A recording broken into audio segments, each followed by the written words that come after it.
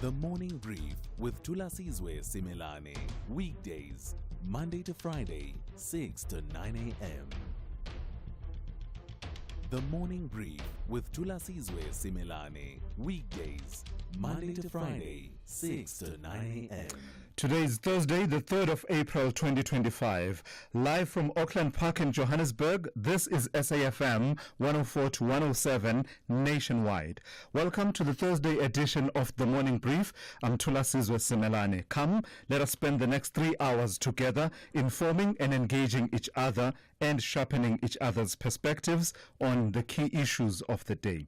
Here's what's coming up on this show this morning. Well, it has been the last 8 years on trial. The rape-accused televangelist Timothy Omotosho walks out of the High Court in Gqeberha a free man, not because the judge in his case believed his version over those versions of the complainants in the case. No, she didn't. But it's because the prosecutors in the case were astoundingly inept, shamefully unethical, and unforgivably let down the complainants in this case. Take a listen to what the judge had to say, in part, in handing down that decision. The cross-examination was shallow and lacking the intention to uncover the truth. Similarly ineffectual and superficial was the cross-examination of accused 2 and 3 that amounted to no cross-examination at all. So that was Judge Irma Skuman yesterday, in part handing down the decision. The cross-examination was shallow and in some instances amounted to no cross-examination at all. Let me tell you what's coming up. At 20 to 7 this morning, at thereabouts, I'll be in conversation with Glenys Breitenbach, a former prosecutor with the NPA, but now a member of parliament for the Democratic Alliance. And then at 6:45, we'll talk to Advocate Ntabiseng Sepanya Mohale, the chairperson of the Commission for Gender Equality. In the second hour, at the top of the second hour, we'll be in conversation with Lisa Vetten, the research associate of the Southern Center for Inequality Studies. In its totality, we're trying to get a picture of what are the standards of prosecutor behavior that were not met in this particular instance? What does that tell us about the seriousness with which we approach the fight against sexual violence and gender-based violence in this country? There have been many promises. The verdict raises serious questions about why all those grand political soapbox commitments of politicians, from the president to the heads of the investigative agencies, the National Prosecuting Authority and others, have not translated to tangible systemic changes that could have and should have ensured that such a crucial case was not so woefully prosecuted. In a country with the kind of gender-based violence scourge such as the one we have, the message after the Omotosho trial may well be to victims and survivors of sexual violence: you are on your own. Make no mistake, as a citizen, I am very angry about this outcome. And it's not just about the outcome itself, that, it's not to say that we insist on a kind of justice system where we believe justice has been done when every accused person has been found guilty. No, that's not what we are saying at all. But it is to say that at the very least, an acquittal based on the unethical conduct and incompetence of prosecutors, one of whom, by the way, has 14 years experience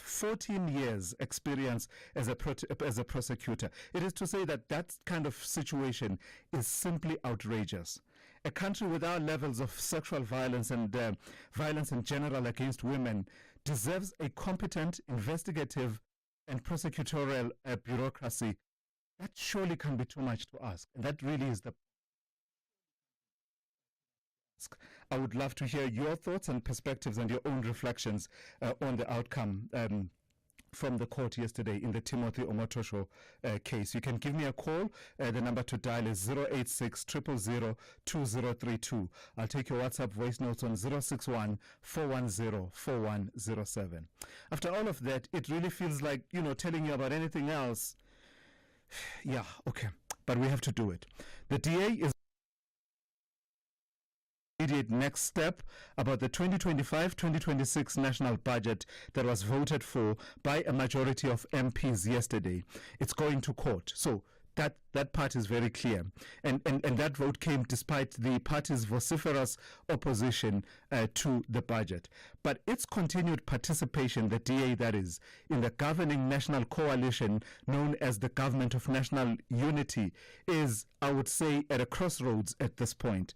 President Cyril Ramaphosa also making it clear that he believes that the DA has positioned itself outside of the GNU by rejecting the national budget. So we'll give you full analysis of the implications of yesterday's vote and this position that the DA finds itself in. The DA itself says they'll be reflecting and they won't take any rash decisions around their continued participation in the Government of National Unity.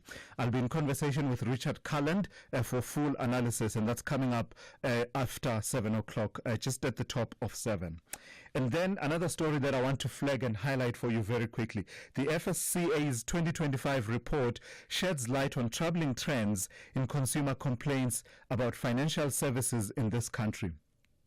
So despite efforts by financial institutions to implement complaints management systems, a large proportion of consumers remain unsatisfied with the handling and resolution of their complaints. According to the survey, 67% of consumers were dissatisfied with the complaints process. And I want to hear from you what your experiences are in terms of having your complaints dealt with and handled by your financial institutions. So that's how we're looking. That conversation coming up at about 8:45. We'll be in conversation with the FSCA's senior manager, Gugu Kubelo. At your service, once again this morning, the full morning brief team and Musa with news updates at the top and bottom of every hour. Rob Byrne with your traffic every 15 minutes or so. Zaikan is watching your sport throughout the morning, including an update from the sporting field as far as football is concerned. Dowling Lechela has your economics, business and market news covered. Sipho Mantula with your Africa update, and that's coming up just before 7 a.m. This is SAFM. We are leading the conversations that move us. The first hour of the Thursday edition of the Morning Brief starts now. The Hammers want to ease off the pressure with collection of 3 points at the London Stadium to rise from the bottom half. We picked out Socek, and there is the goal! And he scored a few this season! However, the Cherries believe a top half finish will be a good cherry on top. Crosses towards the back post, looking for Tavernier! Who side-foots it past Vicario! And that is brilliant from Bournemouth! This is the Premier League. Be part of the thrilling contest between West Ham United FC and AFC Bournemouth on Saturday, 5 April at 3:30 p.m. Live on S3. Also available at your fingertips on SABC Plus. Proudly brought to you by SABC Sport. For the love of the game. Big stories of the day. Hashtag the morning brief. 15 minutes after 6, Melissa Buta coming through with your morning brief in brief. Good morning, Melissa. Morning, Thulasizwe. How are you? All good, all good. So let's start. The Eastern Cape Department of Education, they've taken a decision around that school in Matatiele, haven't they? Yes, so the Eastern Cape Department of Education rescinded its decision to revoke operating license of the Bivview College in Matatiele, where the 7-year-old pupil was allegedly raped in October of 2024. The MC is saying, the MEC there is saying that the Education Department has waived the temporary revocation of the license, because the school cannot be closed, in perpetuity. And he's saying that they were just trying to enforce accountability and cooperation with law enforcement agencies. So they were just trying to apply pressure to the school. I'm hoping that, they'd be able to be accountable and see, the seriousness of the matter and the allegations brought against them. Yeah, and I do get a sense that they anticipated that perhaps the odds were not going to stack up in their favor if this matter were to end up in court in terms of administrative law. You've got some bad news, Melissa, around this shooting that happened at the Marry Me informal settlement.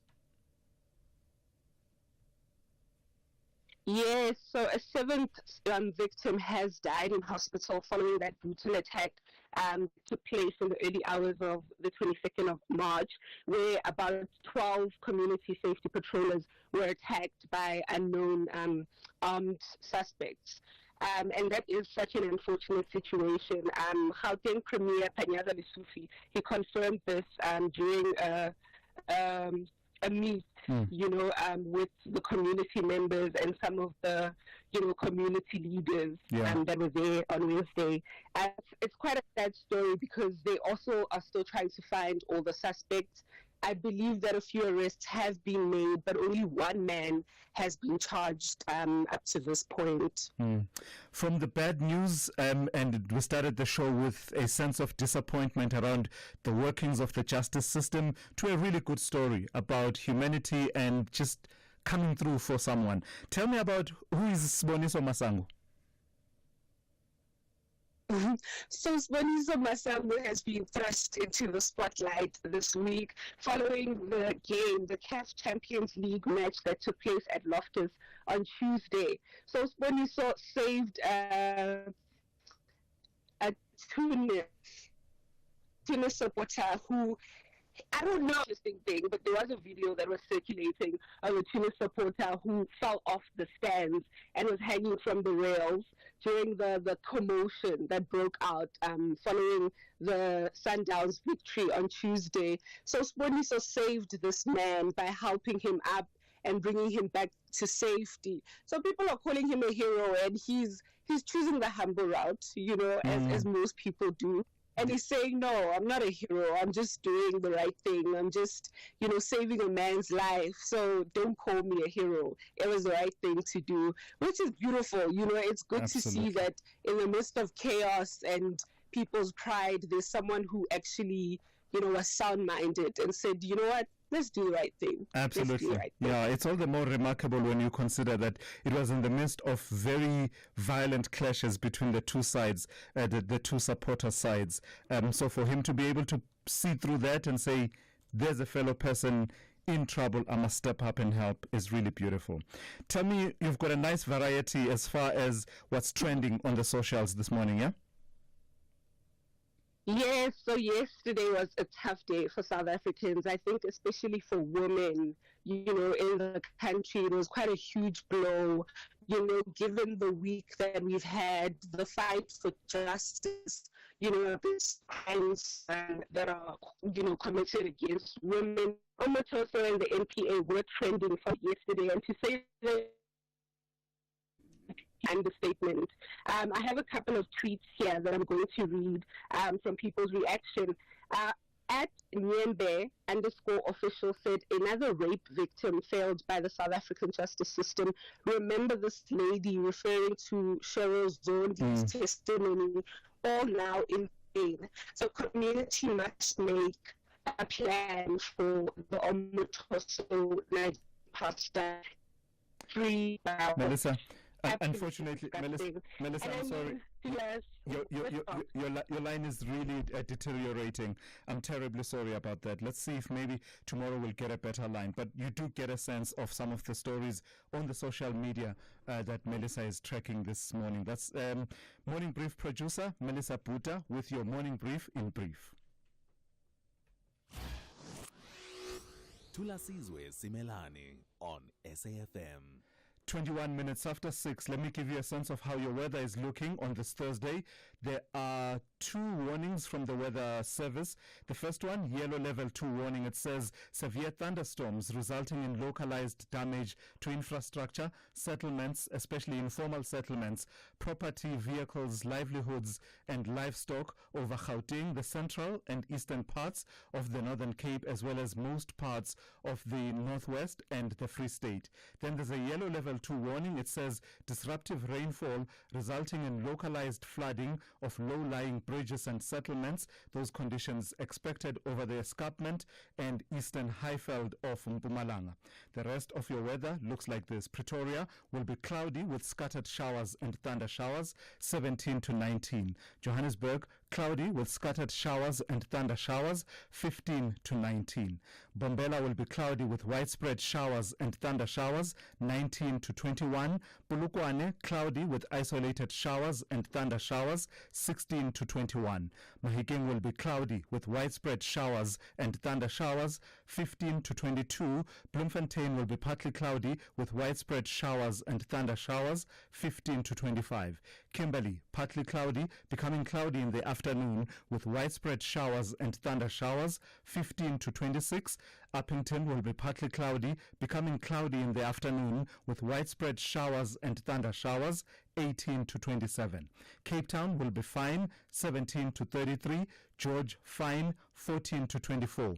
Gqeberha will be cloudy with fog in the morning, otherwise partly cloudy, 14 to 21. East London will be partly cloudy, 16 to 22. Durban will be cloudy with scattered showers and rain, 21 to 23. Richards Bay, cloudy with scattered showers and rain, 16 to 23. And finally, Pietermaritzburg will have morning fog, otherwise cloudy with scattered showers and rain, 15 to 19. Get down to Dis-Chem Pharmacies for awesome autumn savings for the whole family. Get 20% off Blade's 260ml shave gels. Buy any 2 Safeguard Hygienic 1 litre shower and bath gels for only 110 Rand. Save 49 Rand 98. And get 20% off Dental Mate mouthwashes. Don't miss out. Offers valid until Sunday, 13 April. Only at Dis-Chem Pharmacies. Better health starts here. Specsavers cares about your vision. Glaucoma is known as the silent thief of sight, as most cases don't have any symptoms. Get tested today. Specsavers. Worldview Update, bringing you closer to international or global news. 24 minutes after 6. The Yemeni Houthi group says it has targeted the USS Harry Truman aircraft carrier and its accompanying warships in the northern Red Sea. The attack, which the Houthis call a response to what they call U.S. aggression in Yemen, marks the third strike in just 24 hours, escalating tensions in the region. Let's speak to Timothy Walker, maritime project leader and senior researcher at the Institute for Security Studies. Good morning, and thank you for your time. So, how dangerous does this make the situation, the retaliation by the Houthis to the United States and targeting the USS Harry Truman, if for nothing else, for the symbolism of that warship? Good morning, and good morning to all your listeners. You're absolutely right about the symbolism aspect of this. The Houthi are always looking for a reason to legitimize what they're doing.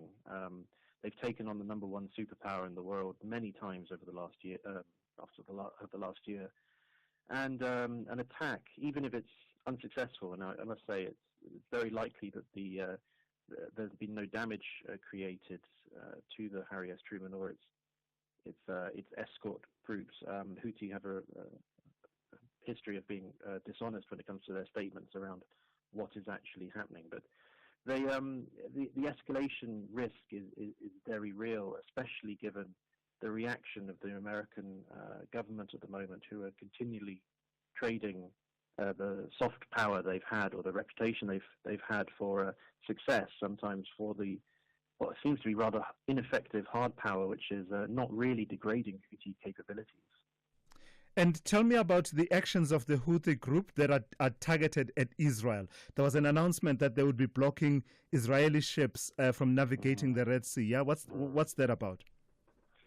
Well, the Houthi have linked that since the start, back in when they first seized the Galaxy Leader in 19 November 2023, to Israel's operations and attacks in Gaza. But the outcome of Houthi attacks has often not really been about Israel. There's been seldom of Israeli vessels actually been targeted, and the actual sort of victims or the targeted vessels have often been very, not just unlinked, but to actually draw a link between them takes quite a feat of imagination. But what they have done is they've really disturbed the global system of trade. I mentioned they've taken on the kind of number one superpower, and that gives them a lot of legitimacy in the eyes of the rest of the world, who want to see something change about the situation of Palestinians. The linkage there, though, they're not really able to degrade Israeli capabilities so much. They've sent a lot of missiles north to try and damage or to degrade Israeli capabilities, but it's not really had that effect. What it has definitely done is, I think, by linking what they're doing to Israel's operations, they've always managed to sustain sort of a focus on the situation, but also, like I say, prevent themselves from being attacked, because so many of their neighbors won't take on somebody who, in the eyes of their population, are standing up for Palestinians. All right. Let's leave it there for this morning. Thank you for your time. That's Timothy Walker, who is Maritime Project Leader and Senior Researcher at the Institute for Security Studies. This is SAFM Sport with Zai Khan. Hey Zai, good morning to you. So you're telling us that Stellenbosch University is having something of a fairy tale run in as far as the Africa Confederation Cup is concerned. Oh yes, they are having a fairy tale run. I think if there was a special project in terms of clean sheets, we definitely deserve a trophy for a clean sheet against a team that's won the Champion League so many times. That's Zamalek. But nevertheless, Stellenbosch, their Confederation Cup alive, holding Egyptian heavyweight Zamalek to a goalless draw at the Cape Town Stadium. It was an absolutely tactical masterclass from Steve Barker's men, keeping the 5-time African champions scoreless and giving themselves a real shot in the return leg in Cairo next week. The tie now heads to Egypt on the 9th of April. Let's go to Morocco's Bikane. They defeated Ivorian club ASEC Mimosa 1-0 in Abidjan, courtesy of a strike from Imad Rihai.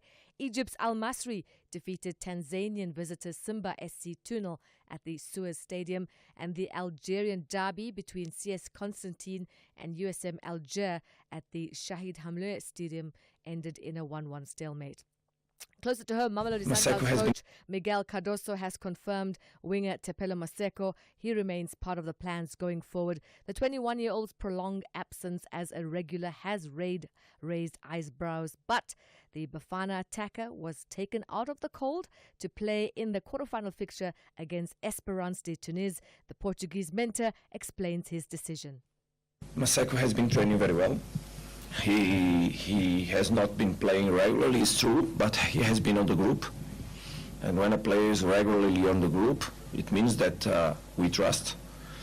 And he has specific characteristics, and we thought that in the moment the game was, we could profit from the characteristics that he had. Moving to some action elsewhere, Manchester City cruised to a 2-0 victory, and that was over Leicester to extend the Foxes' winless run without scoring to 7 games. Liverpool restored their 12-point advantage at the top of the Premier League with their 1-0 win over Everton. And in cricket, India will host the West Indies for 2 tests in October, followed by a series across formats, and that's against South Africa. The West Indies tour to India begins on the 2nd of October with the opener at the world's biggest stadium in Ahmedabad. Kolkata's iconic Eden Gardens will host the second test, that's with South Africa, from the 10th of October to the 14th. That's a wrap. Morning Brief Sport comes to you top of the hour. I'm Zai Khan.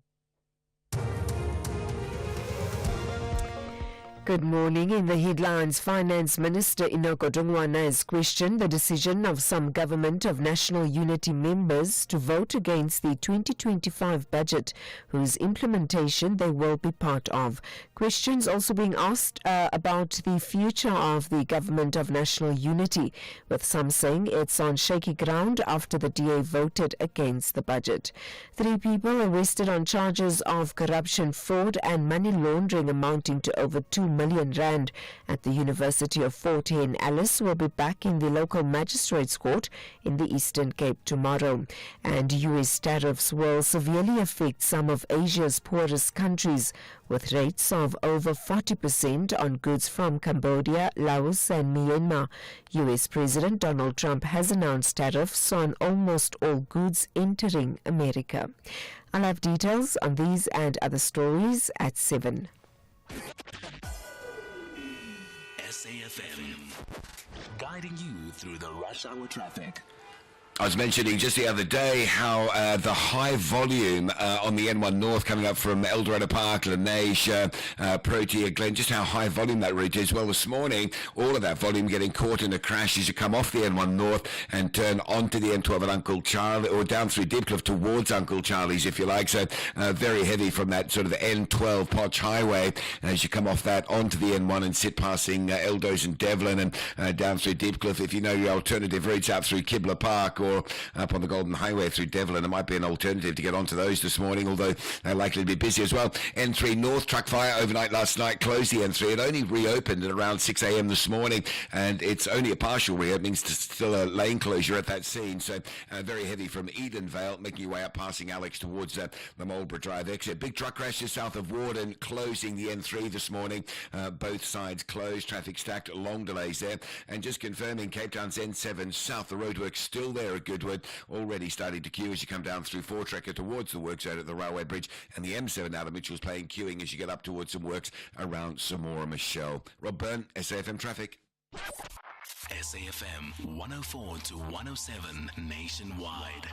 Leading the conversation. The business update on SAFM. For the first update of the morning, let's say good morning to Ndauling. Ndauling, so it's once again that same conversation. Donald Trump and tariffs, but this time he's really escalated it, hasn't it? That's right, Thulas, and I've said this to you before. It really is Trump's world, and we just live in it. And his latest move is a massive round of tariffs targeting around tons of nations. The new baseline tariff is set at 10%, affecting major trade partners like the EU and China, which Trump has labeled as worst offenders due to unfair trade practices. Now, analysts are warning that this escalation could lead to higher prices for American consumers and slower economic growth, with some countries even possibly facing recession. Now, Trump declared a national emergency, claiming the U.S. has been exploited by other nations, and described the tariffs as a step towards achieving economic independence for the U.S. Now, the 10% tariffs are set to take effect this Saturday, with higher duties for specific countries starting next Wednesday.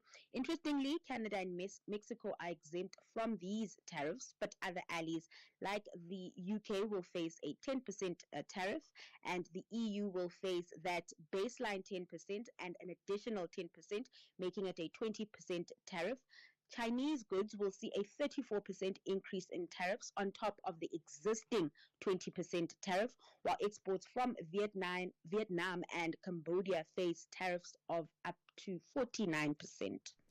And Dowling, once again, South Africa not spared from these tariffs and these actions from the Trump administration. Tell me about the tariffs as they apply to South Africa.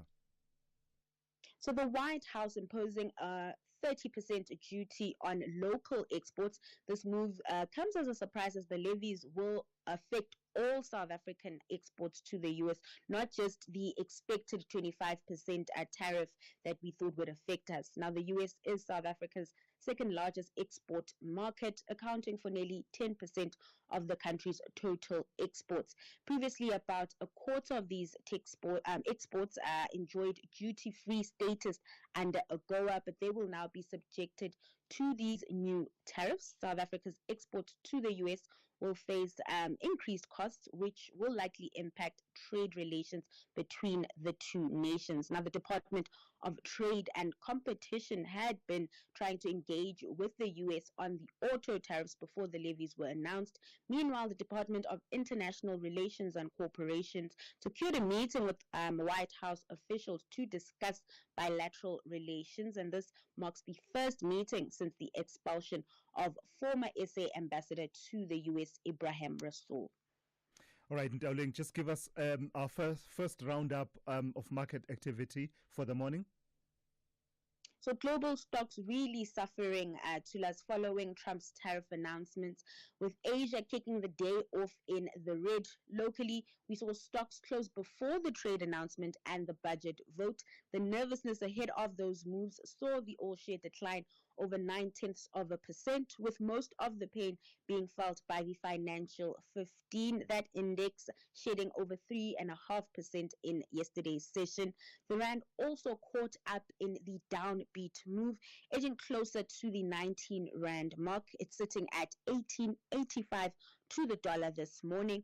Then over in Wall Street, stocks surprisingly closed in the green, with the S&P 500 gaining close to 0.7% in that session.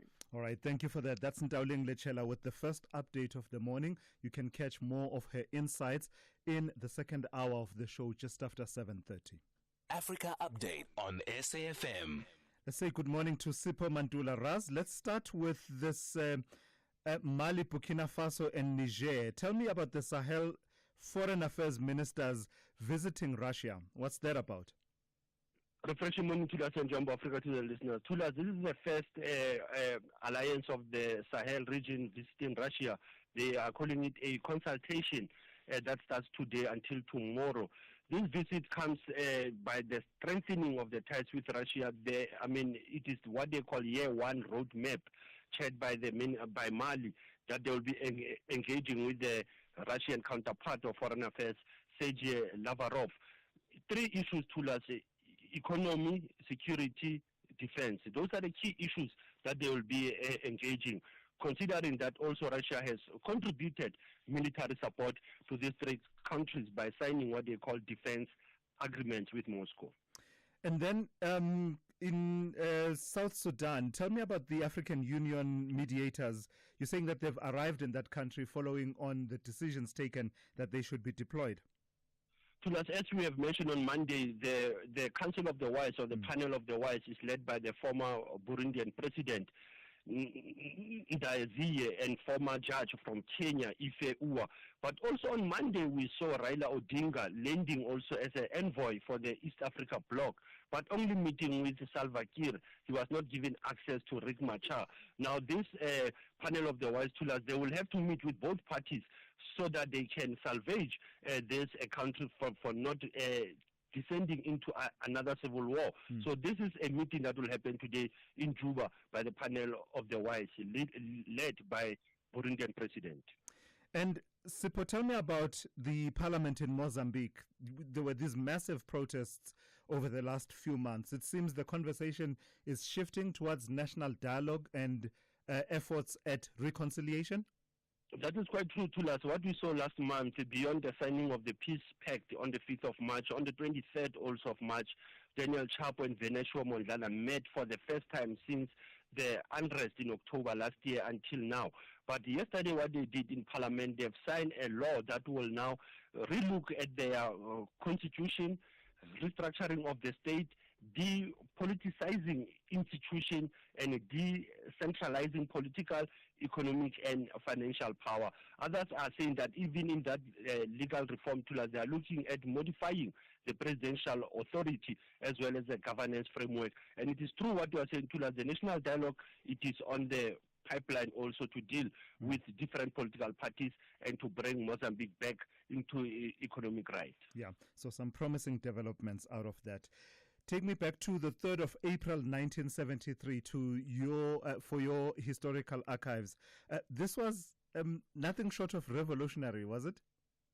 Absolutely. It was nothing short, but it's what me and you today, we are communicating to us. We have been cut off the, what we'll call the pole wires, where we'll be talking on the phone over the wires where there is 5 numbers.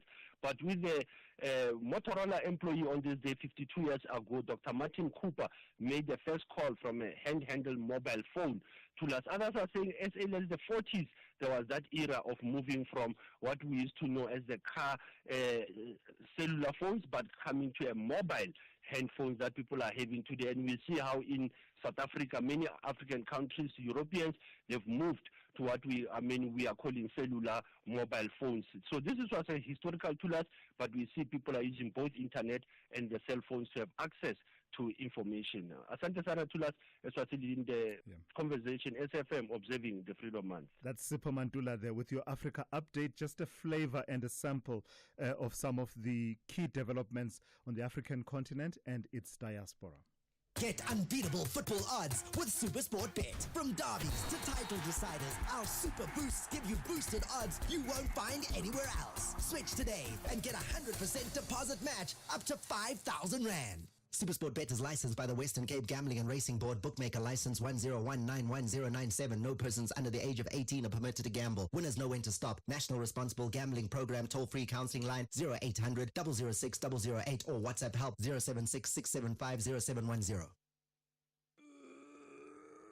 Honey, what are you doing? I'm stretching for tonight. I thought you're not dancing at bachelorette parties anymore. Baby, we need the money to put Johnny through matric mos. And what's the police uniform for? The clients feel safer when I wear it. No, man, just sell your bucky to We Buy Cars. They give the best prices and they pay you within minutes. Okay, but can I just go and dance one more time, please? You know how much I love it. No, the buyer's already on his way here. Wow, okay. Strapped for cash? Just sell your vehicle to We Buy Cars. The easiest way to sell your car by far. The only talk radio morning breakfast show that makes sense. The Morning Brief with Thulasizwe Simelane. The National Prosecuting Authority in the Eastern Cape says it will be studying the full judgment that acquitted televangelist Pastor Timothy Omotosho and his co-accused of all 32 charges on which they were indicted. After nearly 8 years of legal proceedings, including multiple court appearances, arguments and delays, Omotosho and his co-accused were acquitted of all charges in the High Court in Gqeberha. Omotosho, the leader of the Jesus Dominion International Church, faced serious accusations of rape and human trafficking. But Judge Irma Schoeman cleared him of all charges, stating that the state had failed to prove its case beyond a reasonable doubt. So let's speak now to former prosecutor in the NPA as well as the DA Member of Parliament, Glenis Breitenbach. Good morning to you, Glenis, and thank you for your time. Just your overall reflection about this judgment. What did you hear and what did you make of what you heard? Well, I've asked for the judgment. I haven't yet received the actual judgment, yes. But I've certainly listened to all the views that are available, and I've read everything that's been reported and spoken to people who were in fact there. And it's very concerning. The charges are serious, as you've said. Multiple charges of rape, human trafficking, very, very serious charges. Some of the reasons why South Africa remains on the grey list, human trafficking, we don't seem to be able to get a handle on it. And 8 years is a long time for anybody, for victims of crime to wait for an outcome, for accused people to wait for an outcome, and to be acquitted of all charges after 8, really what it must have been very grueling years, is an outcome that's seriously concerning. There must have been a lot of evidence that keeps the court busy for 8 years. A judgment from the High Court that is so scathing, that finds the prosecution fell so far short of the mark. Yeah. In fact, let's delve a little bit into some of what Judge Irma Schoeman had to say. I think the overall message from me that stood out for me was basically the judge was saying, because she says it's not as if I believe the accused's version. I don't. I find it improbable and I do not believe it. But what was I to do? The message from me, it sounds like she was saying, my hands were tied here, particularly by the shabby cross-examination by the prosecutor. Just from your experience, how important is that role of a prosecutor in carrying out proper cross-examination? Cross-examination is vital.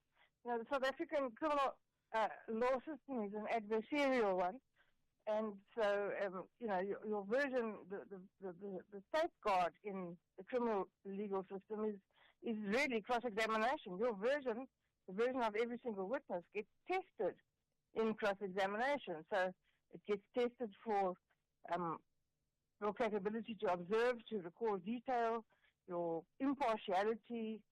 All of those things are tested in proper cross-examination, and it's vital. You've got to remember, in South Africa, the judge does not participate in the arena of the trial. The judge sits, on a pedestal, if you would, and observes the proceedings, and it's up to the participants, the state and the defense, to place all the relevant facts before court. And cross-examination is vital for extracting relevant facts from the versions of people, both for the defense to cross-examine state witnesses and point out improbabilities or bias. It's equally important for the state, probably more important for the state, to cross-examine effectively and point out inconsistencies and untruthfulness and unlikely versions of the accused. That is the safeguard. The entire criminal justice system rests on that safeguard. So just lastly then, Glynis, what kind of accountability do we deserve as South Africans? Because I'm asking myself, from all of these commitments around fighting gender-based violence and generally sexual offenses in this country that have been given over the years, I'm asking myself how it is that a case like this was prosecuted so ineptly when it actually mattered. This case actually mattered, but it was prosecuted so ineptly. Where are the properly trained prosecutors deployed according to their strengths, right? Deploying a sexual offences specialist prosecutor for a sexual offences trial, as opposed to, a prosecutor who does, any other area of law. Just overall accountability. How much accountability are we owed at this moment? We're owed 100% accountability. South Africans are owed 100% accountability. The NPA is failing. There's no question about it. And they're failing at the nuts and bolts cases, let alone the as you say, this case mattered. But, in every gender-based violence case, it matters because there's a victim in that case or in those cases whose life has been changed irreparably forever. So every single case matters. But more importantly, in gender-based violence cases, every case matters. And the NPA is failing us. There's no question about it. Parliament spent in the last Parliament many hours passing a raft of gender-based violence legislation to improve the prosecution capabilities for gender-based violence, and we haven't seen anything happen, nothing. And it's absolutely shocking. And once I've read the judgment, the actual judgment, we are certainly going to be calling for an explanation, and we're going to investigate this properly. It's outrageous that the victims in this case have again been failed. All right. Let's leave it there for this morning. Thank you for your time. That's Glynis Breitenbach, a former prosecutor as well as a member of parliament for the Democratic Alliance. But let's stick with the conversation. Advocate Ntabiseng Sepanya Mohale, the chairperson of the Commission for Gender Equality, joins me now. Good morning and thank you for your time. So just from a perspective of victims of sexual offenses, survivors of rape and the likes, what message does this failure, this epic failure of prosecution send to victims as we speak this morning? It actually is sending a very concerning message that, you are not, the prosecutor is actually the defense of the victims. It's actually saying you are not defended. Nobody's going to fight your corner. It actually is very concerning. It's going to discourage a lot of people to come forward. It is going to have people who continue to do crime with impunity go on and do it with impunity and know that actually, on technicalities we can go. We can be exonerated. But Thulasizwe, I also want to emphasize that it is not it is not common that a judge or any presiding officer would actually, when giving their judgment, critique to this extent prosecution or defense. They usually stick to the facts. The antiques and whatever of either side is left out because it hardly ever is an issue when you give judgment. It's about the facts. It's about you being convinced by one side or the other. Yet in this case, it became the key aspect of that judgment. That in itself is telling.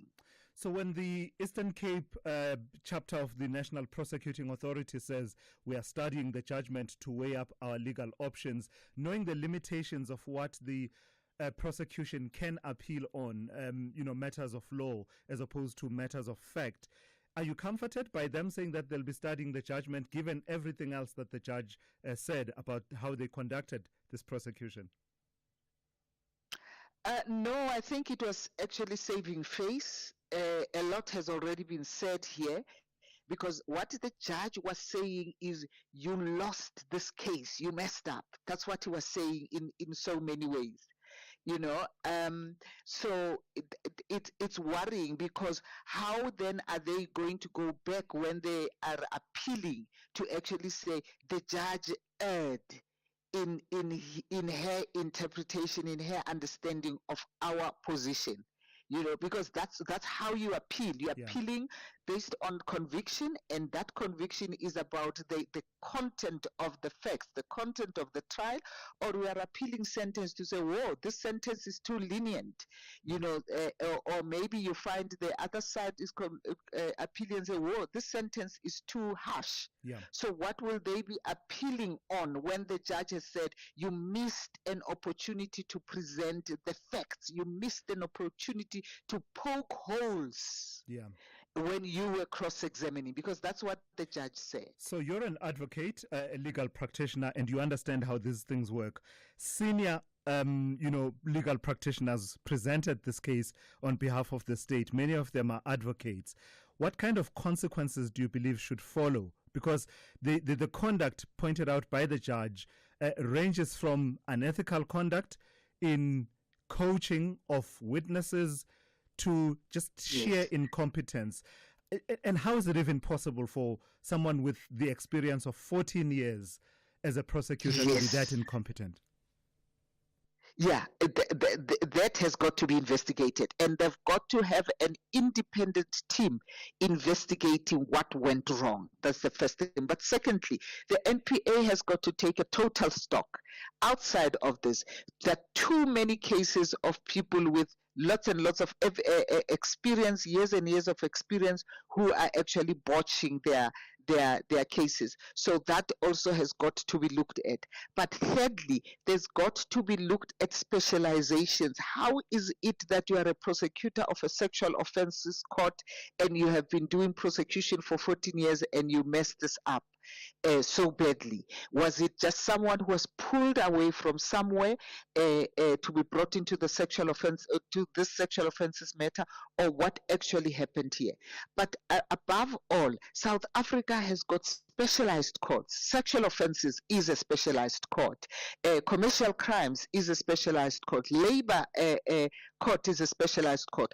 How is it that those people are still generalists in those specialized courts? They actually get thrown there. Yeah. You will get experience as you go along. Whereas the specialization of courts is such that they're supposed to be getting specialists in terms of prosecutors and defense and everyone else who will know procedure, and all of that to actually be able to know, because this needed a specialist. Once evidence is not there, as in fresh evidence, you need to have somebody who will know, oh, now this is where I've got to go because I do not have fresh evidence. And once there was this kind of an existing relationship of father and daughter, or between Omotosho and the girls, that in itself needs someone who understands, for example, the Stockholm syndrome, all of that. You need a specialist prosecutor. Thank you very much. Let's leave it there for this morning. Thank you for your time. That's Advocate Ntabiseng Sepanya Mogale, the chairperson of the Commission for Gender Equality. SAFM, guiding you through the rush hour traffic. Very heavy running along the N3 North in Joburg this morning. This truck fire from last night. The road only reopened at 6 a.m. this morning, and they haven't done with recovery yet. They're not yet done. So just before Marlborough Drive, that's where the activity is on the left-hand side.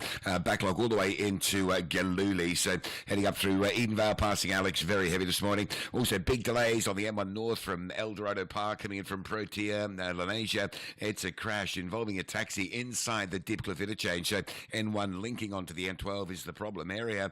You might want to reroute Protea Glen via Soweto, Lenasia, via Kibla Park and Aikenoff as your alternative route options this morning. Also crash on your way to the airport, R21 South at the R23 Benoni exit, so coming through from Tembisa.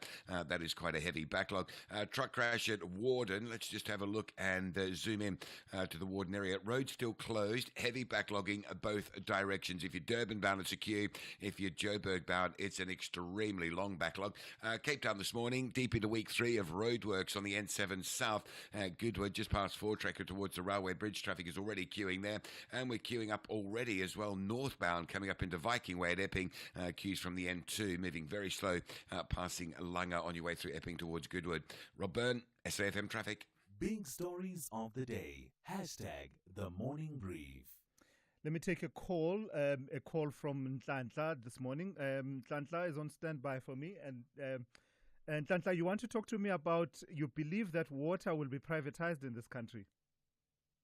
My brother, I've got a problem with the issue of privatization. Whether it's Eskom, water, first of all, privatization, it makes a government becomes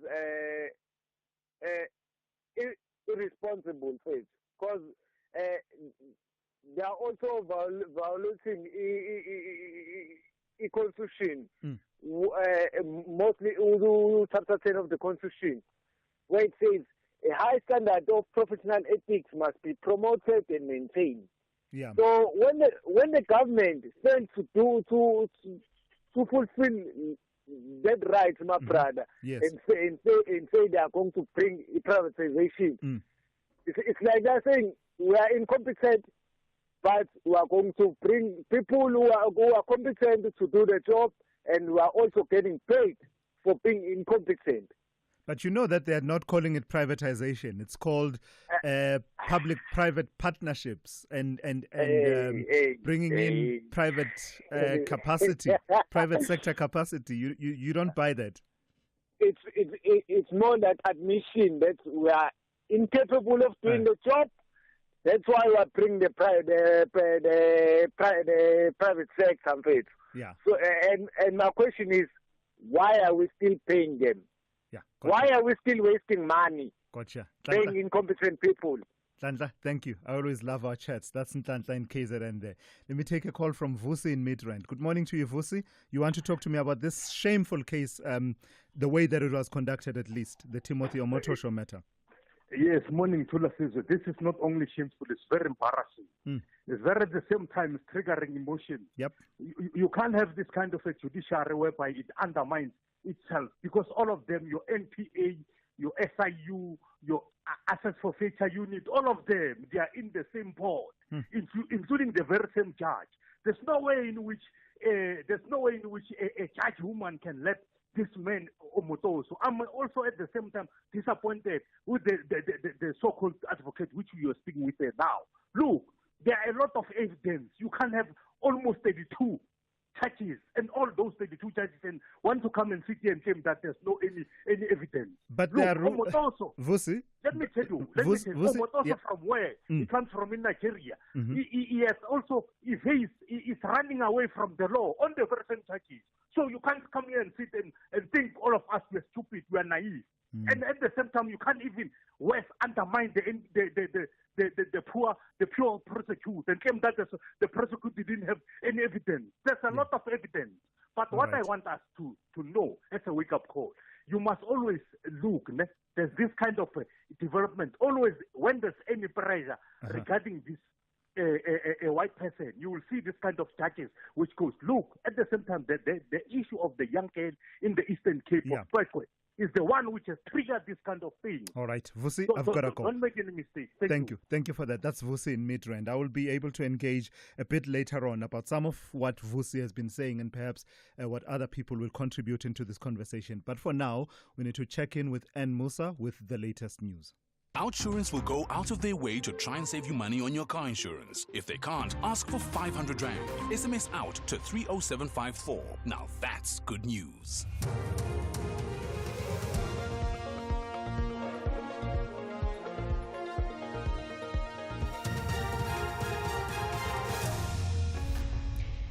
In our top stories, Godongwana concerned over some GNU partners and City of Tshwane residents faces new tariff hikes. Good morning. Finance Minister Ino Godongwana has questioned the decision of some Government of National Unity members to vote against the 2025 budget, whose implementation they will be part of. Questions are also being raised about the future of the GNU, with some saying it's on shaky ground after the DA voted against the budget. The party says it will challenge the budget, which members of Parliament passed yesterday. Godongwana says he's concerned about GNU partners that are against the budget. As I conclude, Honourable Chair, for the GNU, I don't think you can vote against a budget and tomorrow you want to go and be part of its implementation. It can't be. It can't be. We've got to draw a line on that point. Meanwhile, the DA has argued that its legal action rests on challenging the procedure that the Finance Committee used to approve the fiscal framework and the constitutionality of certain measures used to collect revenue.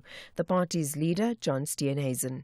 It's fundamentally important that voters outside understand what the implications of this is. Action South Africa did not get a deal. That will come in on the 1st of May unless it is legally challenged. No matter what Action SA says, no matter how they try and spin it, the reality is that there will be a VAT increase on the 1st of May. And by voting for the fiscal framework, Action South Africa, the IFP, and all of those other smaller parties are complicit in hiking VAT for the people of South Africa. The City of Tshwane Metro Municipality has told residents to brace themselves for new tariff hikes, which will be implemented soon. This as the city struggles to increase its revenue collection. Mayor Nasipi Moya briefed the media in Pretoria yesterday. On property rates, we are proposing a reduction of 4%. Which we introduced to cushion the impact of increased property values under the new general valuation rule. Electricity, we are proposing an increase of 12%, which kept below Eskom's 12.74% bulk tariff increase. On water, we are proposing 13%, also lower than Rand Water's 15.3% increase. Sanitation, we are proposing 6%, which is an increase of 0.1% from the previous financial year. 3 people arrested on charges of corruption, fraud and money laundering amounting to over 2 million rand at the University of Fort Hare in Alice will be back in the local magistrates court in the Eastern Cape tomorrow. They include the institution's former acting chief financial officer, Simbongile Geqeza, former head of investigations and vetting services, Isaac Plaikis, and a family friend, Claudine Davids. The trio appeared in court for bail application yesterday.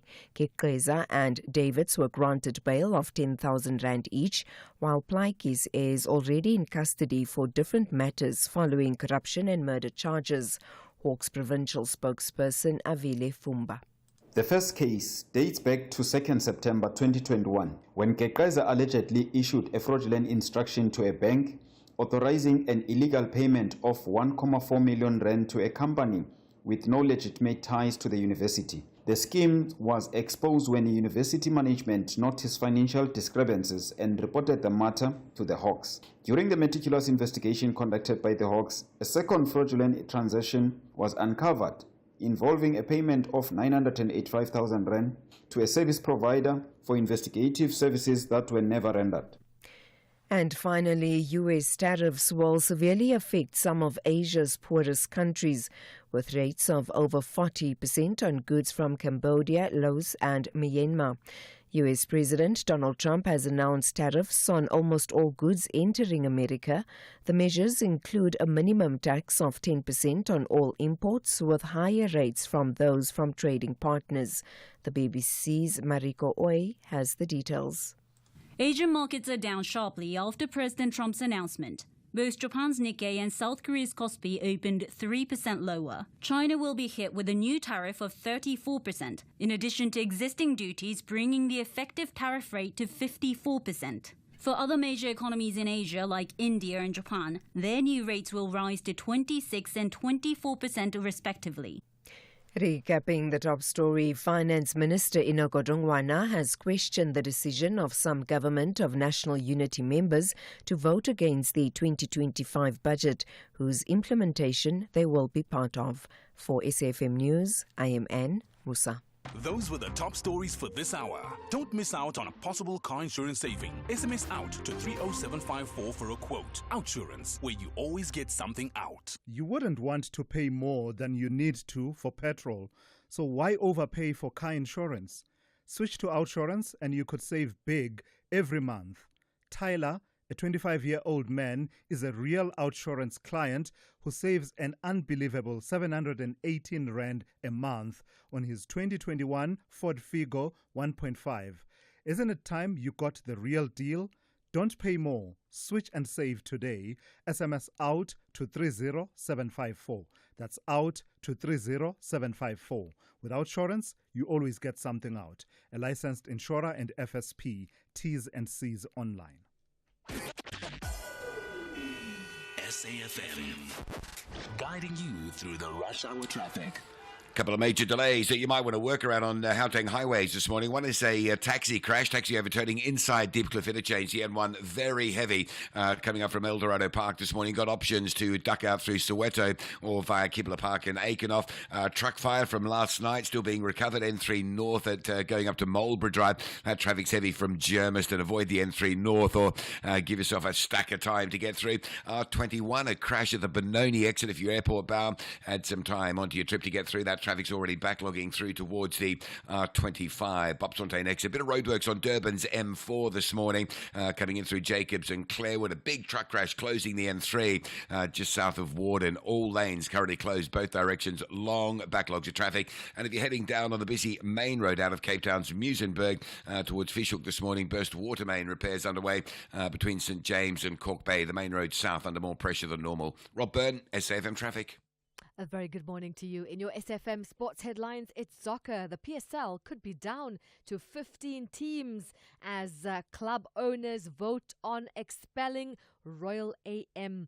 And rugby, the Free State Cheetahs, well, let me tell you, their rugby future also hanging by a thread. All the details just before 7:30.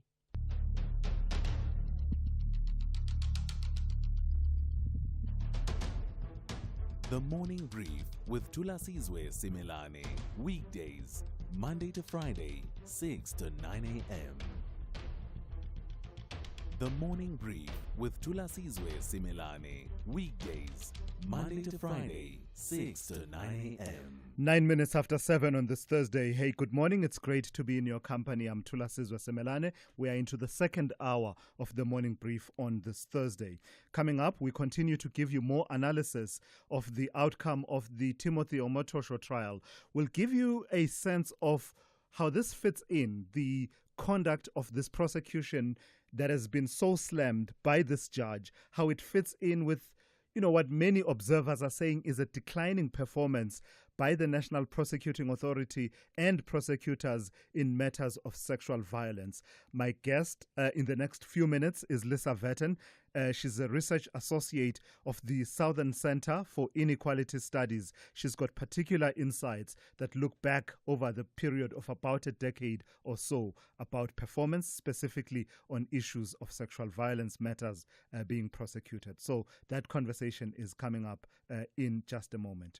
And then I'll tell you about the, as far as the DA's next move is concerned around the national budget. That part is very clear. They are saying they're going to court to challenge the process that was followed ahead of the voting that took place in the National Assembly. So the committee process, they'll go to court over that. But their path forward as far as participation in the government of national unity is perhaps at something of a crossroads. President Cyril Ramaphosa speaking to the ANC caucus a few days ago, making it clear that he believes the DA has negotiated itself into a corner in the way that it has publicly said that the ANC gaining support for the budget to be passed from partners outside of the government of national unity would represent a red line that would make it untenable for the DA to continue to participate. So therefore, they're in that tight spot now because publicly they've said that this would be the consequence. So I'll have a conversation with Richard Cullen in the next few minutes to unpack it all for you. Of course, through it all, I welcome your calls. Give me a call. The number to dial is 086 000 2032. I'll take your WhatsApp voice notes on 061 410 4107. This is SAFM. We are leading the conversations that move us. The second hour of the Thursday edition of the Morning Brief starts now. Thulasizwe Simelane on the Morning Brief. Weekdays, Monday to Friday, 6 to 9 a.m. All right, so to that story then, the DA is clear about its immediate next step after the 2025-2026 national budget was voted for by a majority of MPs yesterday, despite the party's vociferous opposition to it. It's heading to court to challenge the parliamentary process leading up to that vote. But its continued participation in the governing national coalition known as the Government of National Unity is at something of a crossroads. A few days ago, words from President Cyril Ramaphosa making it clear that he believes the DA has positioned itself outside of the GNU by rejecting the national budget.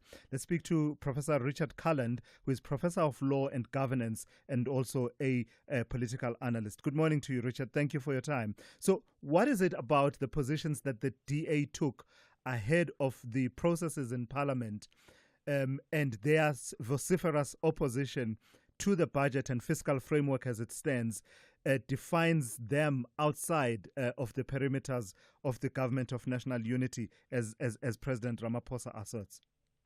Yes, good morning, Thulas. Look, this is a very important but perhaps critical moment, not just for the Government of National Unity and the DA's participation in it, but also, I think, for the economy, because we have to recognize that rightly or wrongly, markets, business leaders, investors tend to think that the DA's participation and continued membership of the GNU is essential for its credibility. So that's why this is an important moment. And as things stood yesterday, all the indications that I could see were that the DA's continued membership of the GNU was untenable, and that its departure, whether on its own terms or pushed out, if you like, was the most likely outcome today, and that it might be as early as this morning. Of course, one option is that the DA will remain and rely on this court application to take this stand. But back to your question, clearly the DA decided to take a political position in relation to the VAT increase. They decided it was an opportunity to indicate to the public that they are a party that is against regressive taxation. And the negotiations between them and the other parties, in particular the ANC, broke down. And I'll come back to that later, because that represents, I think, a very serious failure of political leadership on both sides, the fact that they have not been able to overcome this difficulty. What I think is particularly confusing about the situation at the moment to us is that on the one hand, you have parties like Action SA who say they have supported the fiscal framework bill yesterday on the basis that, in fact, there would be a retreat from the VAT increase. But then you have statements, very clear statements from the ANC yesterday and from the Finance Minister, Enoch Godongwana, which give absolutely no indication that that is the intention, that, in fact, they intend to proceed with the VAT increase as part of the overall budget package, which must continue its passage through Parliament. So do you believe, though, that there's a possibility that the Finance Minister, National Treasury, and those that hold the reins as far as that is concerned, the budget processes and particularly taxation goes, do you believe that there's a possibility they might renege on this undertaking, that within 30 days we will look for alternative sources of revenue such that we will pull away from this VAT increase even before it actually kicks in? Well, clearly, on the basis of parliamentary procedure, there is scope to do that. What the fiscal framework that was passed yesterday by a narrow majority, what that does is set the parameters for the budget process and the budget that must now be concluded through the parliamentary process. It's like a constitution. You can't go outside of the revenue and expenditure targets that were set yesterday. However, there is scope through the division of revenue legislation that must be passed later to adjust the way in which the expenditure target is delivered in terms of who gets to spend what. And then on the revenue side, through tax legislation, there is scope then to adjust the tax basis on which revenue is collected. So there is legislative scope to adjust the VAT. However, politically and policy-wise, as I say, there's zero indication from National Treasury, from the Minister of Finance, or indeed from the ANC. If you read his statement yesterday in response to this development, there's zero indication that there is real intention to do that. Now, negotiations may ensue over the coming hours and days, which shift that position. And indeed, I would argue that the political leadership responsibility on all sides, including the president of the ANC and the leadership of the DA, is to continue to talk, to continue to dialogue, to find a way through this. Because, as I say, if the DA was to leave the government of national unity, whether this is objectively justifiable or not, markets, business leaders, and investor confidence will, I think dent is an understatement. I think there'll be a serious evaporation of the kind of bubble of confidence and a renewed sense of hope that followed last year's political leadership that brought this government of national unity into place in the first place. Just lastly then, Richard, do you believe that the DA had that at the back of their minds, that the markets, as you say, rightly or wrongly, believes that their presence in the government of national unity lends a great deal of credibility? Do you believe they had that at the back of their minds as a bargaining chip? And also linked to that, do you also believe that they kept pushing the envelope because you also want to save how you appear among some of your constituents? And I don't believe that all of their constituents would have bought into this idea of working with the ANC in the first place. And now many of them watching and just seeing the ANC going ahead, the NHI is in place, the Bella Bill is in place, Expropriation Act is in place, and so on and so forth. You have no say as far as international relations is concerned. Do you believe all of those factors came into play in the position that the DA ultimately took? Yes, I do, Thulas, and I think what lies behind your excellent question is the fact that coalition politics is not easy. It's an art form. And I think in this country, in South Africa, we're still establishing a new culture, political culture, that can accommodate coalitions. Coalitions are complicated because not only do you have to deal outwardly with your partners in government, in the power-sharing arrangements, but you also have to take care of your own political constituencies. And that's complicated in and of itself. I think the ANC and the DA are both facing divisions within their own houses. I think there are divisions about whether the GNU is a good thing electorally and politically for the two parties, and they're trying to navigate that. So one of the failures, if indeed this GNU breaks up today or in the next few days and the DA departs, one of the failures will be to accommodate that, to recognize that on the ANC side, they need to give their partners some victories, some wins. And equally on the other side, the DA has to recognize that it can't be arrogant about how it negotiates, that it needs to find reasonable accommodations within the negotiating process. That's clearly not happened. There's been a breakdown here. I think what would be particularly unhelpful and particularly absurd, in fact, would be if indeed there is an amendment to the way in which the revenue side of the budget is organized, and if the VAT increase doesn't happen, then it will make the departure of the DA even more absurd. So I think we need clarity about that as soon as possible, because at the moment there's great uncertainty, and that uncertainty is frankly unhelpful to South Africa's economic prospects. All right, let's leave it there for this morning. Thank you for your time. That's Richard Cullen. He's adjunct professor of law and governance and also a political analyst. The Hammers want to ease off the pressure with collection of 3 points at the London Stadium to rise from the bottom half. We picked out Socek, and there is the goal! And he scored a few this season! However, the Cherries believe a top half finish will be a good cherry on top. Crosses towards the back post, looking for Tavernier! Who side-foots it past Vicario! And that is brilliant from Bournemouth! This This is the Premier League. Be part of the thrilling contest between West Ham United FC and AFC Bournemouth on Saturday, 5 April at 3:30 p.m.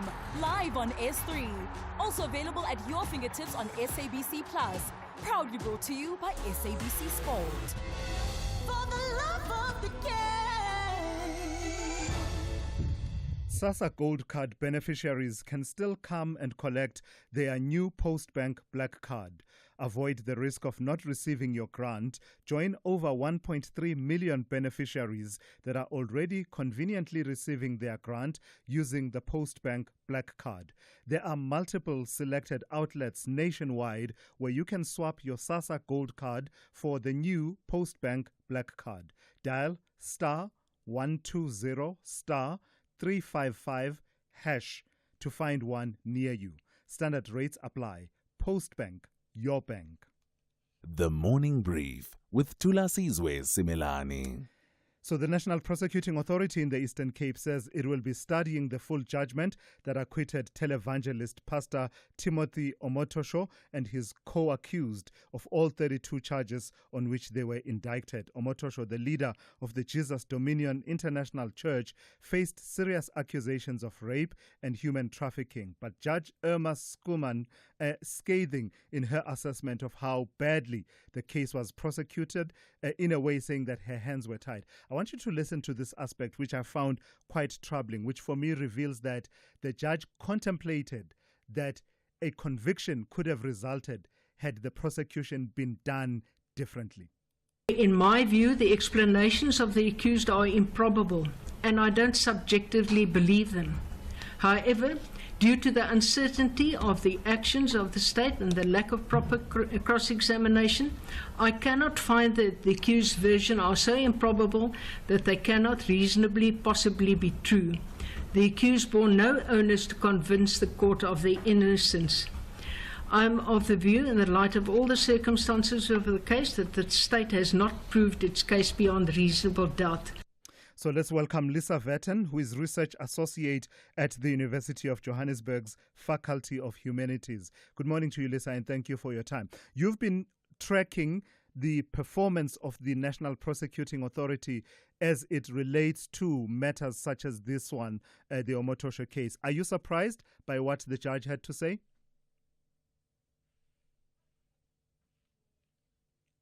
Lisa, do I have you? All right.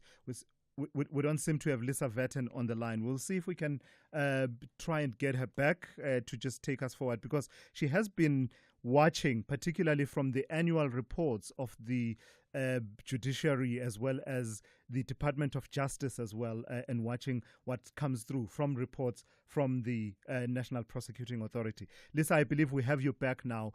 Are you surprised, given the work that you've done to track performance of the NPA, are you surprised by what the judge had to say? I'm surprised in the context of such a high-profile case that captured so many people's attention. But if we look at the context of the NPA's performance overall, unfortunately, no.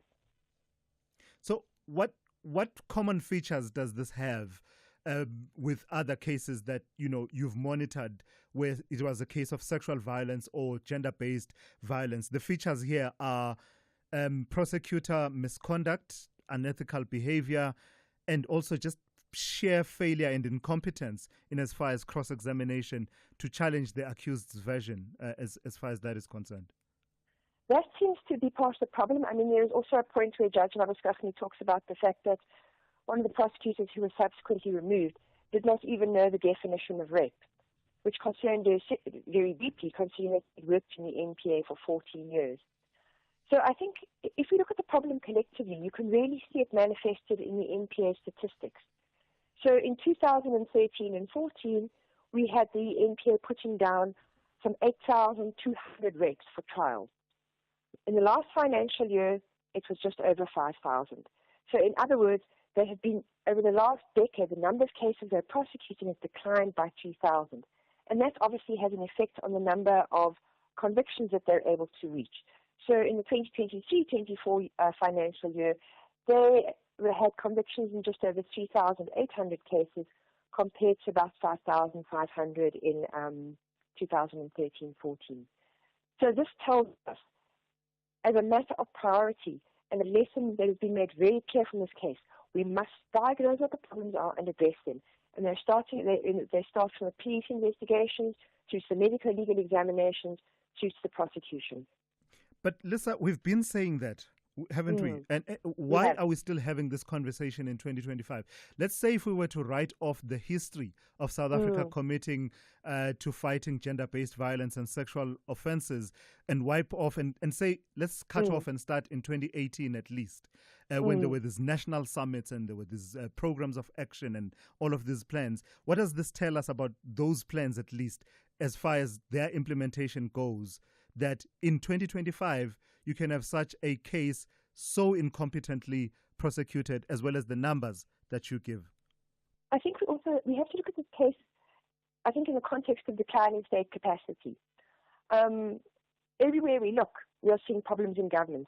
And I don't think we can expect that somehow the way in which rape cases and domestic violence cases are dealt with are going to miraculously escape that. So I think we have to see it within the context of that. I think the concerns people have raised around the NPA generally and what they went through under state capture, those kinds of problems are not miraculously cured overnight. And I think a further compounding problem, which I think links to the conversations you were having earlier about the budget, is that you can also see that from about 2015, there's been a freeze in posts across government, but it also affects the National Prosecuting Authority. And that is also playing a role because you have fewer people trying to do the same, if not more, work. So I think what ends up happening is you either do everything you can, but you do it very badly because you're doing too much, or you make a decision of, I'm going to do only a few things, but I'll try and do them well. But then that means that those women's cases who need a little bit more work are going to fall out of the system because the time isn't there. So it's a combination, I think, of factors here. All right. Thank you for your time this morning. That's Lisa Vetten. She is the research associate at the University of Johannesburg's Faculty of Humanities.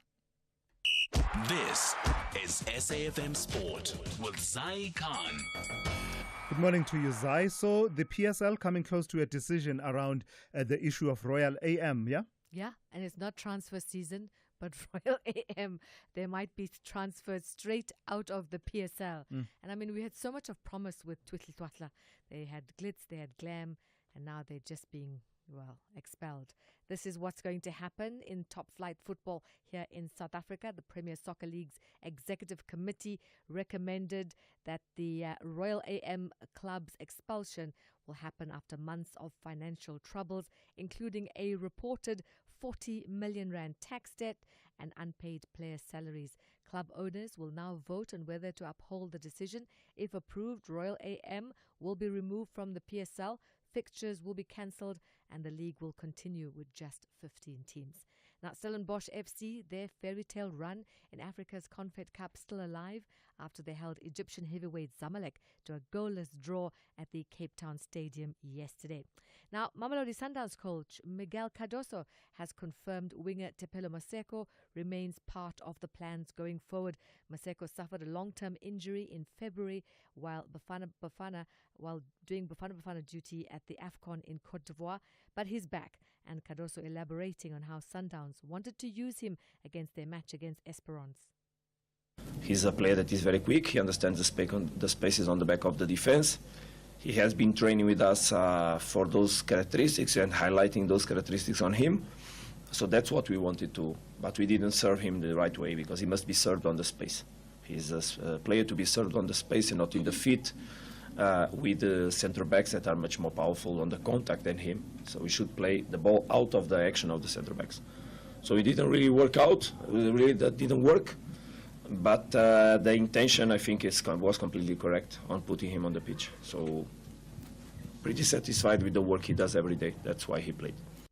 Now, elsewhere, Arne Slot praising a hard-fought 1-0 victory from his Liverpool side over Everton at Anfield in the Premier League last night.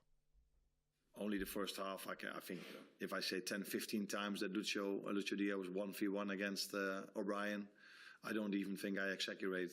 But to have that is one thing. To create a chance is the second thing. So that's why we had to be there so many times. And you're hoping that one time then can be enough. And it was with Djogo Scott. And finally, golf. England's Cara Gaynor is ready for a strong challenge in this week's Joburg Ladies Open, with the top-ranked player on the Ladies European Tour saying she's been impressed with the standard of golf on the Sunshine Ladies Tour this year. A lot of players come here for a couple months and then finish on these European Tour events, so it's kind of good climax for them to sort of compete and see what standard they're at compared to the rest of the Ladies European Tour. So yeah, I can see a great pathway for the players on the Sunshine Tour to get onto the European Tour, and you can see how the scores and things the last few weeks have been low. So you can tell already that the standard is good. We'll be back top of the hour with more golf and other sporting news. I'm Zai-Khan. Good morning, I'm Anne Musa on the headlines. The DA says it's yet to decide whether to remain in the government of national unity or not. The party voted against the 2025 budget, which members of parliament passed yesterday. The city of Tshwane Metro Municipality has told residents to brace themselves for new tariff hikes, which will be implemented soon. And a BBC journalist who travelled to the largest city near the epicenter of Myanmar's earthquake, Mandalay, says there was a lack of resources to cope with the disaster. I'll have details on these and other stories at 8. SAFM, guiding you through the rush hour traffic.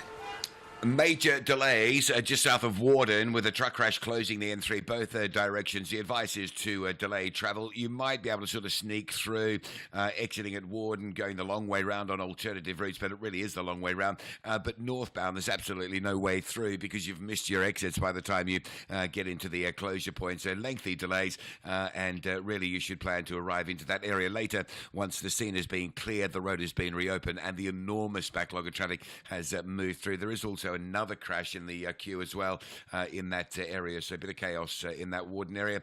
Avoid travel until further notice. Joburg's N3 stays heavy. Vehicle fire from yesterday evening still there before Marlborough Drive. Big backlogs coming through from Germiston all the way up to Limbro Park, and a taxi crash in the Deepcliff interchange this morning. N1 North is heavy from the Potch Highway up through Eldos and Devlin and around through that scene as you head towards Uncle Charlie's. If you're coming off the Golden Highway, there's issues around Joburg Prison on the Golden Highway, Nature Arena, so quite a heavy backlog into that scene as well. M2 leaving Joburg is just sitting as you head out towards the Benrose and Denver area as well. Durban, bit of roadwork underway on the M4 Southern Freeway. Just expect some slow conditions this morning as you come through Jacobs and the Clarewood area. And Cape Town, a crash, R300 North before Van Riebeeck Road at Kales River. Traffic parking back towards Stellenbosch Arterial. Rob Byrne, SAFM Traffic. SAFM 104 to 107 nationwide. Leading the conversation. The business update on SAFM. Dowling, good morning to you once again. It was only due to the intervention and sudden change of heart of Donald Trump that TikTok was rescued from a ban in the United States. Mm-hmm. And now the follow-through to that. You're hearing some news relating to TikTok and its U.S. operations. Tell me a bit more. Well, it's murmurs here, murmurs there, and according to a report by CNBC, Amazon has submitted a bid to the White House to acquire TikTok, the U.S. operations in particular, from the owner ByteDance. Now, the proposal was sent this week in a letter to Vice President J.D. Vance and Commerce Secretary Howard Lutnick. Although sources indicate that the bid is not being taken seriously due to the timing just days before a deadline that could lead to a U.S. ban on the app. Now, TikTok is facing a potential shutdown in the U.S. on the 5th of April if ByteDance fails to divest its American operations following a bill passed last year that set a January 19 deadline for a sale. President Trump gave the company some grace, granting a 75-day extension for potential deals. Now, as that April 5th deadline looms, nothing has been sealed as yet. In addition to Amazon's bid, mobile tech company AppLovin is also reportedly interested in acquiring TikTok. Now, besides your usual social media firms, we're seeing some interest from e-commerce companies as the app has become a significant platform for e-commerce with its marketplace TikTok Shop, attracting attention from companies like Amazon, which previously attempted to launch its own short video service, which didn't necessarily work out. So to this now, just focusing on Tesla. I don't know, darling, we're getting to a point where, at least in the last few months, underperformance by Tesla as far as sales are concerned is starting to become par for the cause. But you're telling us this morning that further quarter one underperformance has disappointed markets. Yeah. That's right, Thulas. And we're seeing those first quarter numbers, the sales in particular, falling at 13%. And this marks the company's worst performance in nearly 3 years. Now, the decline was partially driven by a consumer backlash against CEO Elon Musk's association with the Republicans, as well as increasing competition from rival EV manufacturers. Now, despite a global surge in EV adoption, Tesla's market share is shrinking in key regions, including Europe and China, where local players are gaining ground. Tesla sold 336,681 vehicles in the first quarter, down from 386,810 cars in the same period last year. Now, we've also had protests at Tesla locations in the US and Europe, which have also intensified, and data suggests that some Tesla owners are considering trading in their vehicles. Investors, in the meantime, are closely watching whether Tesla's updated models, such as the Model Y and various incentives like these price cuts that it's initiated, can boost weak demand. The company, of course, also faces competition from China's EV manufacturers, particularly BYD, which is poised to overtake Tesla as the world's leading EV seller this year. According to Counterpoint Research, BYD is expected to capture a 15.7% market share, surpassing Tesla's 15.3% share. In the meantime, Tesla has expressed concerns about the impact of auto tariffs, despite its US-based manufacturing potentially mitigating the effects. Yeah, not the right time to be staggering when your competitors are chasing you down in terms of just how objectively they've been performing, and then you start having your own problems. It can put you in a spot of bother. Give us another roundup of market activity for this morning, please, Ntauling. So kicking things off in Asia, those markets plunging deeper into the red. The Japanese Nikkei leading the losses and falling to an 8-month low this morning. This as investors fret following President Trump's hefty tariffs. The Nikkei is down 3.1% this hour. Things have taken a turn in the US with futures in negative territory as traders start assessing the impact the White House's recent announcements will have on the global inflation picture and the global economy. Then coming back home, both the rand and markets feeling the pain. The local unit trading on the back foot at 18.89 to the greenback, and the all share losing over 0.9% in yesterday's session. All right, thank you. Thank you for that. That's Ntauling Lechela. She'll be back with one more update, and that will be coming up just after 8:30 here on the Morning Brief. Call Thulasizwe now, 086 000 2032. All right, let me start with one or two voice notes before I move on to the calls. I want to take this one. I think someone wants to talk about the state failing in this country. And the listeners, when you speak of the failed state, it's South Africa. Because we're speaking of the judiciary, the legislature, and the executive. Let Mkhonto we Sizwe come in and save the people of South Africa. Mamzodwa from Alexandra. Mamzodwa, thank you for that. And you point out two failures across various levels, and I would have wanted to hear a bit more, just some examples as well. I know that you're referencing to what happened with the court in Gqeberha, but I would have wanted to hear the other examples of the judiciary as well as the executive. I suppose you possibly, and I'm now just speculating, possibly talking about how the budget process played itself out in Parliament.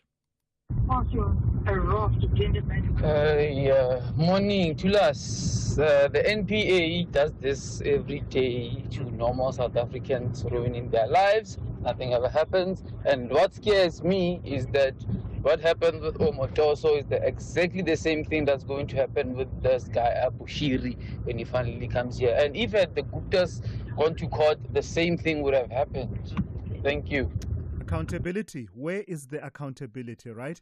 And not just from the NPA, the other institutions, these people, I made the point earlier on, there were 4 people, top prosecutors there, that were at the forefront. There's one who's singled out in particular, the lead prosecutor, whose behavior is singled out, but it was a team of 4. And altogether, the findings that are made by the judge, one imagines that by now we should have had some kind of statement from the National Prosecutor. Good morning, it's Mario from... beyond what was said by the Eastern Cape chapter of the NPA. But, from the top leadership, including the National Director of Public Prosecutions, we did reach out to them and nothing came through. No one came through to come and account for what happened there. So we had that statement coming from the Eastern Cape chapter of the National Prosecuting Authority. Let's see if there are any actions taken against those prosecutors who were at the forefront of this whole debacle. Let's speak to Maxwell in Tshwane. Good morning. You want to talk to me about the GNU this morning? Good morning, Tulas, and thanks for taking my call. I'll be very quick, but the first one is the one that you are alluding, the NPA situation. Remember the dairy farm in the Free State, Tulas. What happened with the case? The NPA bungled that case, and there are a lot of cases that are in the pipeline who are very worried after that judgment, to be exactly, about how they are doing things. But my point of calling, if you were a DA advisor at this morning, Tulas, what will you have been advising them? Because No, Maxwell, not me. I'm not that wise. Because for me, the writing is on the wall. How can you proceed and be in the government of national unity with the same budget that you didn't vote for? And for the wise parties like the PA and the Bosonge Zozibi, they want to fight it within. They didn't run away from those responsibilities. It's always difficult to negotiate with the DA where there is somebody somewhere with a remote control. You don't know what they will be thinking. For me, let them have a presser today and they say goodbye to the government of national unity. I wonder what South African Communist Party will be saying this morning. Thanks, Maxwell, thank you. Of course, the DA says, just hang on. We're going to meet. Our leadership is going to meet so that we don't take rushed decisions, and it will be deliberated upon, and then we'll come back to you and give you a sense of where we go in as far as the participation in the GNU goes. Mpho, you want to talk to me about a point that you say Professor Richard Cullen made. Good morning to you. Good morning.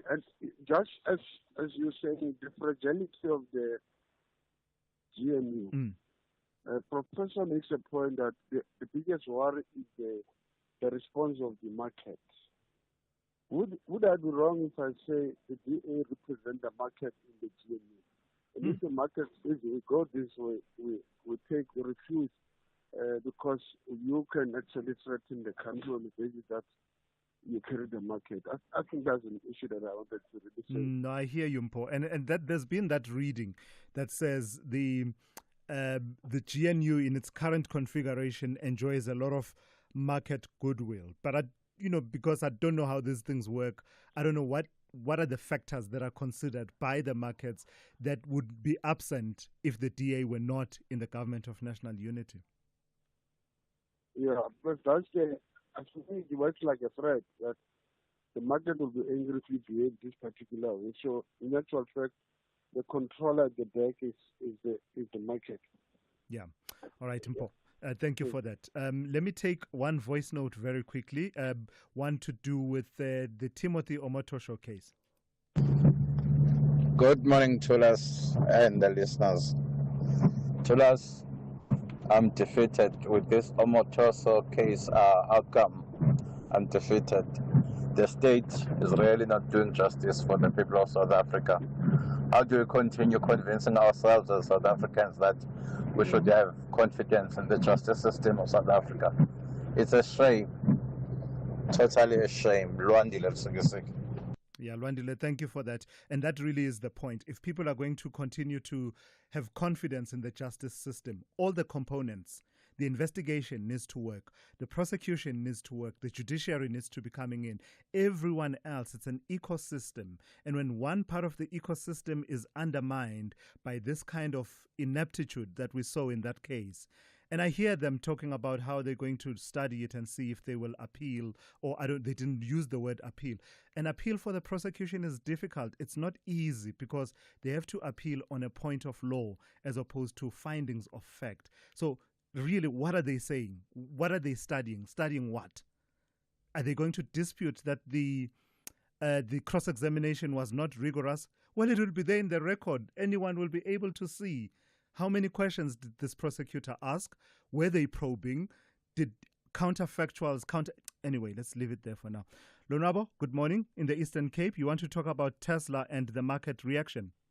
Yes, good morning, Thulas. You know, I'm thinking in isiXhosa, there's a saying that goes like "Indlu yechule ineta entungu."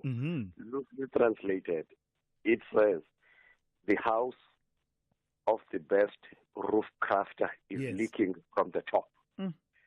So I'm thinking now, while Elon Musk is busy engaged on the case of internal affairs of South Africa, yet his own house in the form of Tesla is leaking from the top. Thanks, Tula. No, thank you for that, Lonabo.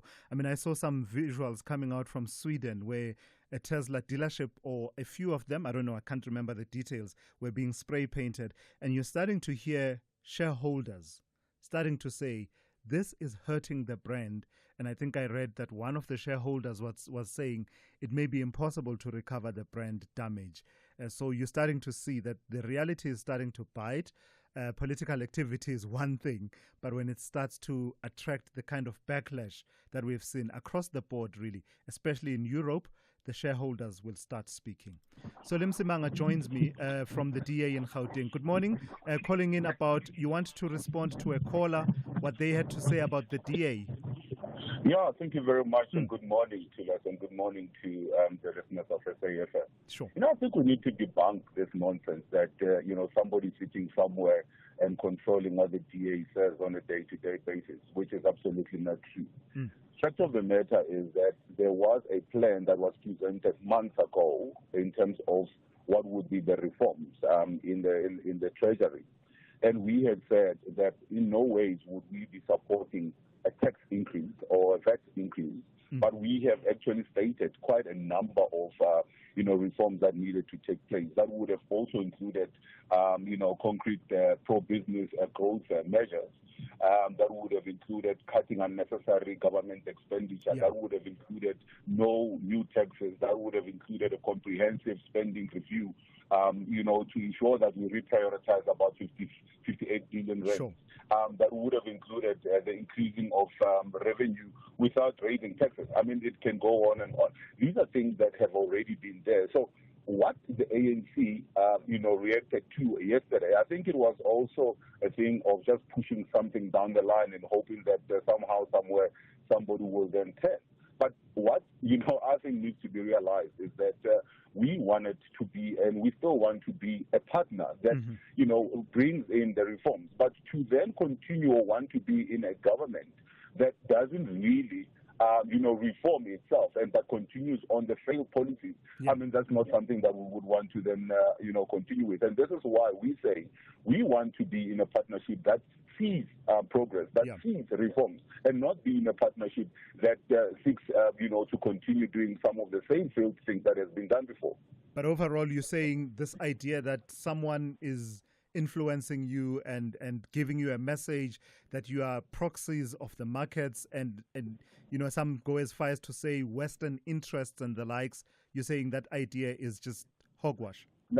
That is hogwash, to say the least. Thulasizwe. We're talking about ensuring that we're able to then bring in reforms that will bring in, more employment. We're talking about things that used to work that are no longer working. The ports that used to work that are no longer working as they're supposed to be.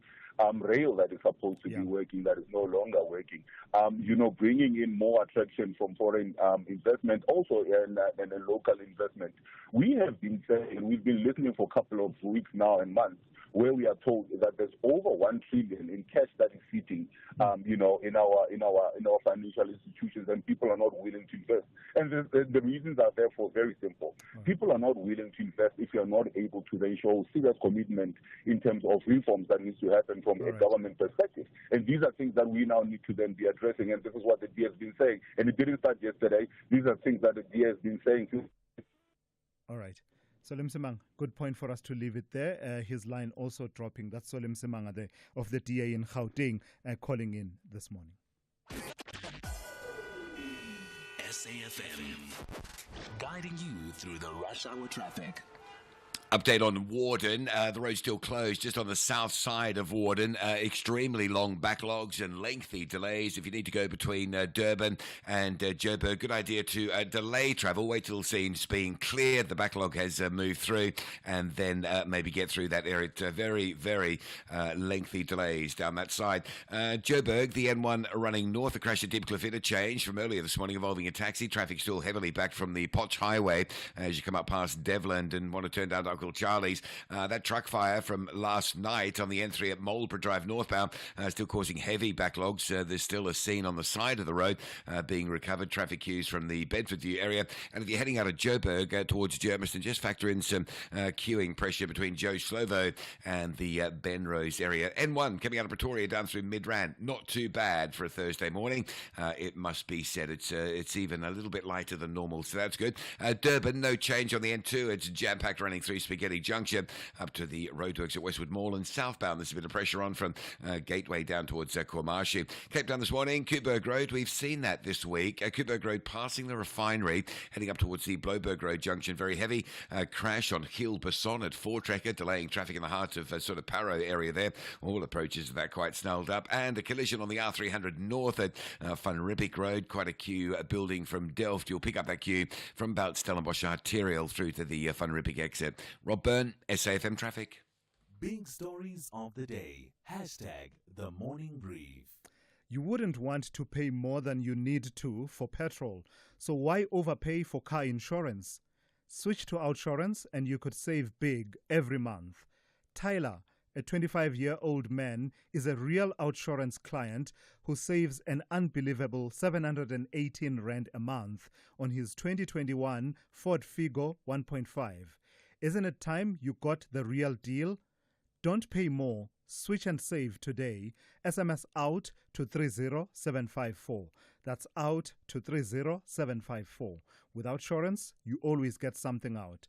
A licensed insurer and FSP. T's and C's online. Call Thulasizwe now. 086 000 2032. Yeah, one thing I forgot to add when we were talking about Elon Musk and Tesla and the backlash that they are facing is that I read a report on ABC News that says, according to their sources, President Trump, the U.S. president, has indicated that Elon Musk may want to take a bit of a step back from his current position, given what's happening with Tesla. He may be needing to attend to Tesla a bit more. So that's the reporting coming out from the ABC News. That's just an extra dimension to that situation. Let me take this voice note and then go to the calls. Dibakwane, Alfred and Tsepo coming to you in a moment. Hi, Thulas. Just my comment on this case that the NPA lost. One has to wonder, if you have prosecutors who have years of experience on the job and now they've messed up, it sounds quite suspicious that one has to wonder that maybe somebody was paid off in the background. I'm sure that needs to be investigated. Thanks, Mike and Quebec. Yeah, no, I think there needs to be a thoroughgoing investigation into what happened. The NPA has got a lot to reflect upon just on this case. Even if this case is an aberration from the norm, which I don't believe it is, but even if it were, you still need to get to the bottom of what happened. Was this deliberate? Was it sheer incompetence? What could we have done differently in terms of assigning, who you assigned to this case? Were these prosecutors, fit for purpose in this particular case? Tsepo in Tshwane, you also want to weigh in on the same issue of the Omotosho trial. Good morning. Hello, my brother. Hello, Baba. Yeah, look, for me, I disagree with you a little bit. This was not a fail of NPA in my view, because from the onset, I did not believe those girls at all. Given how they conducted themselves, yes, these girls for years they've been going to Durban from Joburg to Durban to this pastor on their own. They would be flown by this pastor on, so they would go from Soweto to Owatambo and take a plane to Durban, and they've done this thing number of times. At some stage, they even went to abroad abroad with this lady, with this guy. Yes. And suddenly later on, we don't know what might have changed. Maybe this guy has stopped funding some of them, and then they decide to go to court and say they were raped. Okay. I mean, it's difficult. It's difficult for you to prove rape when you yourself go there a number of times on your own, on your free will. Sure. It's very difficult, and NPA needs to prove. Tsepo, let me engage you a little bit. The judge in the case actually grapples and talks to the issues that you are talking about, right? And also expresses the difficulties that she also had with some of the content of what the complainants had to say when they were testifying. Where the failure is, though, Tsepo, when you do a prosecution in our system of law, which is adversarial, so it means the one side puts something on the scale, the other side must put something else. Where the failure is, wouldn't it have been better for you if Omotosho was acquitted on the basis that the judge heard both versions and both versions were put through the fire and thoroughly tested, and the judge is satisfied that his version is the truth and theirs is not? This is not what happened in this case. Basically, in this case, his version was not tested because the prosecutors simply folded their arms. That's where the failure is. No, there's no failure. Omotosho did not have to do anything. These people are accusing Omotosho of rape. Yes. And the people who need to prove anything, the prosecutors had to do something, but they didn't.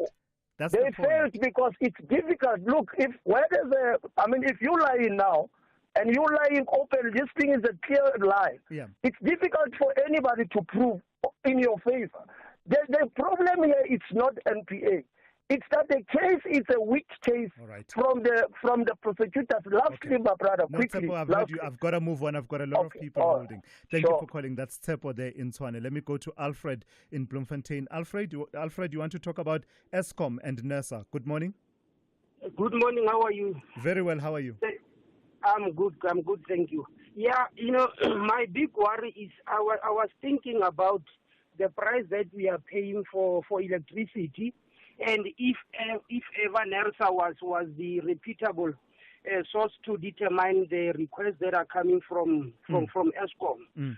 What I'm thinking of is an issue from the State Capture Commission, where I think they are playing as a referee, is a player and a referee at the same time. Because one of the testimony at the State Capture Commission, I think it was Tsotsi, Mr. Tsotsi from the board. Yeah. They testified that there was some money that they were donations that were given to NERSA.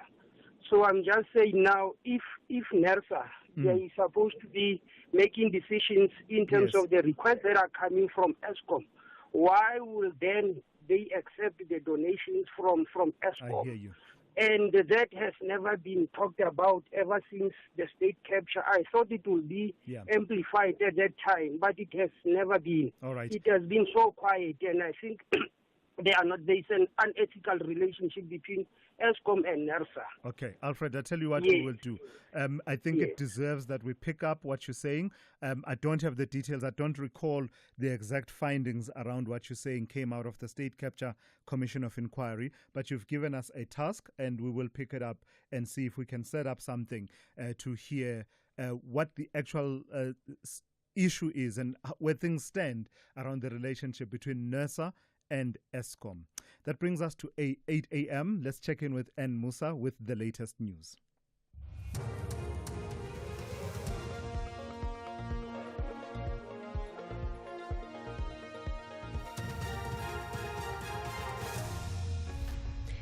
In our top stories, DA to decide whether to stay in GNU or leave, and unions declare dispute over PRASA wage talks. Good morning. The DA says it's yet to decide whether to remain in the Government of National Unity or not. The party voted against the 2025 budget, which members of Parliament passed yesterday. The DA says it will challenge the budget in court. It says all political parties that voted in favour of passing the budget are guilty of giving back power to the ANC. DA spokesperson Willie Oukamp. I don't know whether there's a sentiment to leave or to stay. Our FedEx will decide on that. I think it is very important to say that it's going to be very difficult to be passengers on a bus but have no say in where that bus is going. But we as a party must now decide on that.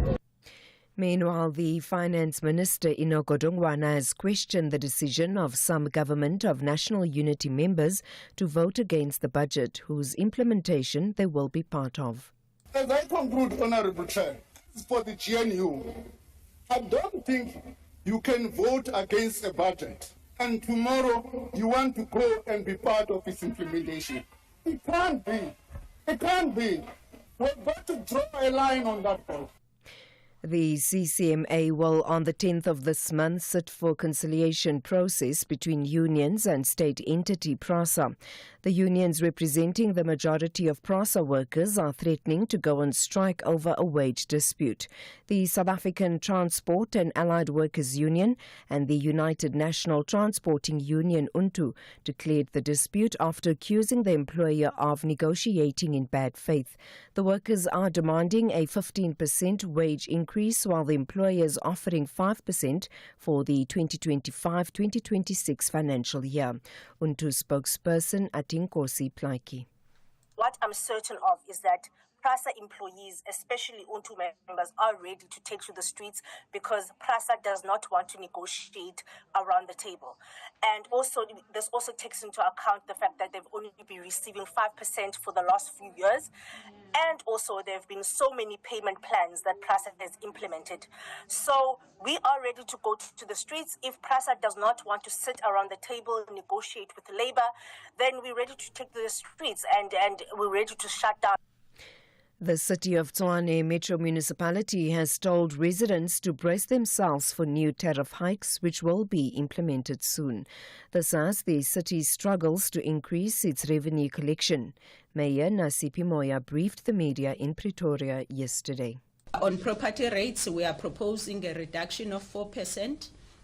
Which we introduced to cushion the impact of increased property values under the new general valuation rule.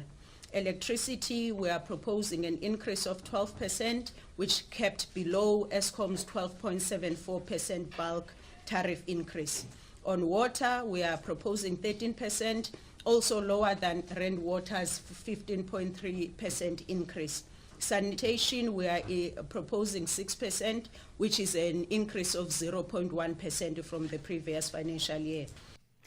And finally, a BBC journalist who travelled to the largest city near the epicenter of Myanmar's earthquake, Mandalay, says there was a lack of resources to cope with the disaster. The journalist says there was no rescue work at the site of many collapsed buildings, and hospitals did not have enough staff, blood supplies and medicine. United Nations Development Programme representative in Myanmar, Titan Mitra, describes the situation on the ground. We've already got reports of outbreaks of cholera, hepatitis, typhoid. In fact, some of our aid workers have already contracted hepatitis. Hospitals are simply overwhelmed. As you know, there was a civil disobedience movement where a lot of health staff had left, and they're just simply not equipped to deal with this number of injuries.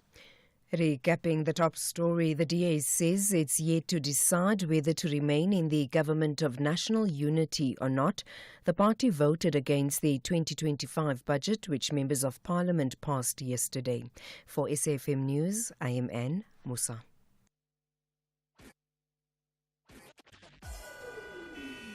SAFM, guiding you through the rush hour traffic.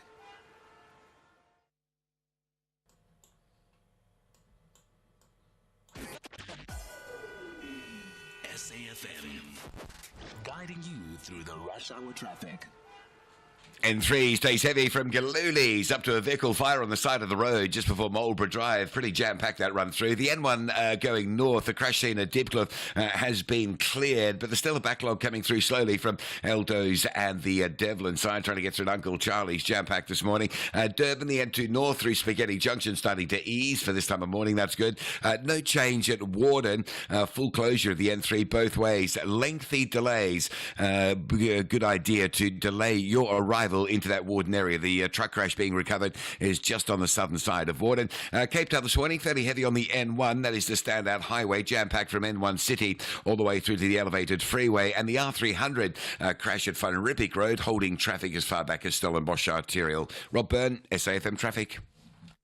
It's a very good morning to you. In your SFM sports headlines, soccer action, Kaizer Chiefs and Orlando Pirates take over Polokwane this weekend, and Royal AM's days in South Africa's top flight appears to be numbered. All the details just before 8:30.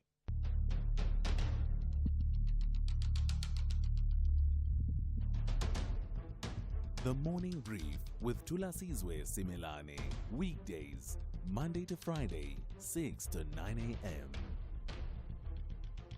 The Morning Brief with Thulasizwe Simelane. Weekdays, Monday to Friday, 6 to 9 a.m. It's just gone 7 minutes after 8 on this Thursday. Hey, good morning. We are into the third hour of the morning brief here on SAFM. So a lot of conversational streams that are flowing this morning, but in particular, a lot of people reflecting on the outcome, that court case and the trial that took about 8 years with stop-starts really in the Timothy Omotosho matter, ending in an acquittal for Timothy Omotosho with a scathing assessment of the performance of the prosecutors who led the prosecution in that case. That scathing assessment coming through from the judge. Lots of calls for accountability, lots of calls for the NPA itself to hold these prosecutors to account. I mean, the record will be there. We're not talking about something that, you'll battle to prove. It's either the prosecutor stood up and asked relevant questions that were meant at getting to the truth, challenging the accused's version and looking for inconsistencies in the version of the accused, or they didn't. And it will be very clear to see. The other bodies, of course, a lot of these prosecutors who were involved are legal practitioners. What happens to them? I mean, who holds them to account in terms of how they carried out this particular case? And when you hear that the NPA in the Eastern Cape says they'll be studying this verdict, this decision, to look at their legal avenues. What legal avenues are they talking about? Which ones? Because you and I know that the prosecution, it's not easy for the prosecution to appeal, particularly on a matter of facts. They always appeal on a matter of law. So what are they saying? That there's something that the judge may have gotten wrong in law? I don't know.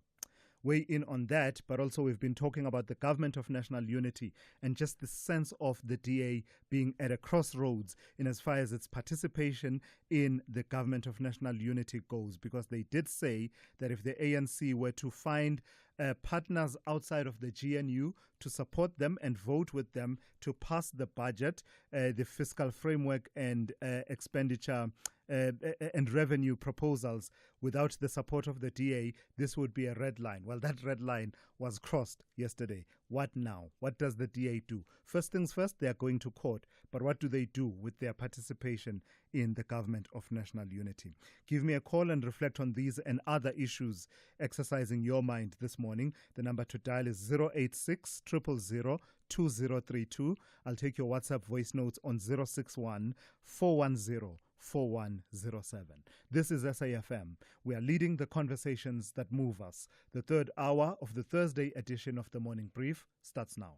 Get unbeatable football odds with SuperSport Bet. From derbies to title deciders, our Super Boosts give you boosted odds you won't find anywhere else. Switch today and get a 100% deposit match up to 5,000 Rand. SuperSport Bet is licensed by the Western Cape Gambling and Racing Board. Bookmaker license 101911097. No persons under the age of 18 are permitted to gamble. Winners know when to stop. National Responsible Gambling Program toll-free counseling line 0800 006 008 or WhatsApp help 076 675 0710. Ashraf Garda on SAFM. Is John Steenhuisen and Cyril Ramaphosa meeting? I am of the understanding that they have had a conversation, yes. There is a back and forth that's currently underway. We have not concluded yet. We were supposed to conclude last night between ourselves with the DA and the ANC. That conclusion hasn't happened yet. But you would also know, Ashraf, that the Finance Committee has been in a meeting since 10 o'clock this morning. And in that meeting, the Democratic Alliance has moved for an amendment and a tabling of an alternative fiscal framework which opposes that. Karabo Kauhau, the DA national spokesperson. You're listening to the National Pulse. Thulasizwe Simelane on SAFM. All right, let's proceed. The epic bungling by prosecutors of the Timothy Omotosho trial capped off what was already a bad week for the criminal justice system and its responsiveness to the scourge of gender-based violence in this country. Throughout the week, anti-gender-based violence activists and formations, as well as ordinary South Africans, taking to the streets to demand justice for a 7-year-old girl who was raped in Matatiele in October last year and whose case doesn't seem to have been investigated with any degree of rigor. A unique feature of that incident is the allegation that it happened at school and allegedly involved at least 2 school staff members, including the school principal. It raises serious questions about the safety of children in spaces like schools, as well as the general sense of vulnerability of women and children who can't feel safe anywhere in this country. So let's take that conversation forward. I'm joined by Dr. Frans Kob, who is a psychiatrist in private practice in Johannesburg. Good morning, and thank you for your time. So when people watch these incidents and these cases like the Timothy Omotosho outcome and the performance of the prosecutors there, as well as the lack of rigor in investigating the case in Matatiele, how do they internalize and grapple with it and its implications for their own sense of safety, protection by agencies of the state, as well as a sense of feeling that, you are on your own in this country? Yeah, no, good morning. Yeah, this is Dr. Korp speaking here. Thank you for inviting me to talk. Yeah, these kind of things I think is always extremely, extremely complex, and it's got so many ramifications, in the public. And I think that is what's so important with the whole GBV thing. And I think you know that our rates of GBV in South Africa is kind of the highest in the world as far as I can see the kind of statistics. These kind of incidents, when it happens, one can think it affects the person that is being a 7-year-old girl that has been raped. It affects the community. I mean, there's lots of anger in the community that there's so little action against these kind of things. So, it's a wide range of things that affect social things. There are criminology involvement there. There's psychological manifestations in these kind of things. And one can think the kind of psychological state that this poor girl of 7-year-old, what it leaves that poor girl in. And then tell me about, the triggers that sort of lurk almost at every turn, right? Because once the conversation about that incident in Matatiele of that 7-year-old girl came forward, I think I saw 1 or 2 posts. And then there were many, many reactions of people talking about how this has triggered their own experiences and their own abuses. Yeah. I mean, that is the whole thing about, post-traumatic stress. People that go through severe traumatic incidents or happenings in their life. You try and cope with it, you try and deal with it, you try and put it behind you, you try and let life carry on forward. But from time to time, this can be triggered again. And it's almost like kind of reliving your past experiences. And that is what post-traumatic stress is all about. It's kind of continually reliving past experiences, and then those kind of relivings all the time affect your day-to-day functioning. And in a case like the Omotosho trial, I mean, a lot of I think there were 11 complainants that testified in that trial. And one can only imagine how difficult it is to sit through and relive some of those experiences. And relive all those experiences. What does it leave them when they feel that all of these 8 years have been in vain, have come to naught? And you know, I think that I see that in my practice all the time, is that people, the patients I see all the time, there's a kind of, I don't only see PTSD people, but you know, in general, the public has developed this kind of a sense of, on the one hand, hopelessness and helplessness, because things are happening that should not happen, but no action is really taking, or action is taking so badly, it drags out for years, that kind of thing. So I think that is the one kind of thing I see, this kind of feelings of hopelessness and helplessness. And on the other hand, I see the kind of anger. You know, people are angry with the world. People are angry with society. People are angry with the police that they're not doing their investigations properly. They are angry that they go to court and they're not properly prepared and things get postponed. You know, that all these kind of things just kind of prolongs the trauma all the time in society. So that is why there must be this call for action. You know, and I think that also kind of this kind of helplessness against violence and sexual perpetration and GBV and all of that kind of thing. Somewhere society, it's a very difficult question to answer. You know, where do we have to start and where do we have to go to? But something has to be done to stop this. Yeah, well, Dr. Cobb, I mean, you make the point about the length of time that it takes for these processes to play out. Some will say, I mean, some of it is not within the control of authorities, in that the defense will engage in all sorts of, you know, litigation tactics. And delay tactics. But even the NPA made that point in their statement, the NPA in the Eastern Cape, about how some of the victims, I think there were initially about 63 cases that they were going to deal with, but eventually it ended up with 32.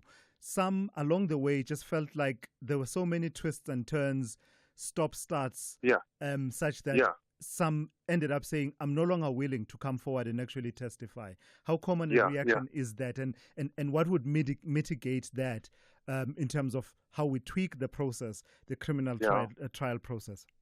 Yeah, you see, that is exactly what I'm saying, is that, you know, people lose hope. People lose faith. People lose hope. Why must I still continue doing this? Because nothing is progressing, nothing is happening. So I think there should be really somehow a kind of call to action that, you know, things must be done properly, things must be prepared properly, processes must be followed and followed through, and not go to court, you know, with a half prepared case and that kind of thing. And things need to be resolved. I think that is the main thing psychologically, is that if you've got a case, things get done, a case gets resolved, you can find closure. But so many cases are not done properly, and so many cases are not finalized that people cannot find closure. And I think that is one of the main things with trauma, is that you need to find closure. Families, people, and then, of course, the treating process of these children must continue, which will most likely continue for many years, even into their adult life. But, I mean, closure is the most important thing, that things must be done, and they must be, I don't want to use the word justice, but, you know, things must be done. It's almost kind of the message that goes out there that you can, I mean, it happens at a school, and it was school teachers, as far as I understand, was involved as well, if I remember correctly. That is the allegation, yes. That's the other case that's on now. Yes. I mean, that is, it's unbelievable to think that I'm going to send my child to school and there might be teachers involved in this kind of activities like in the other case.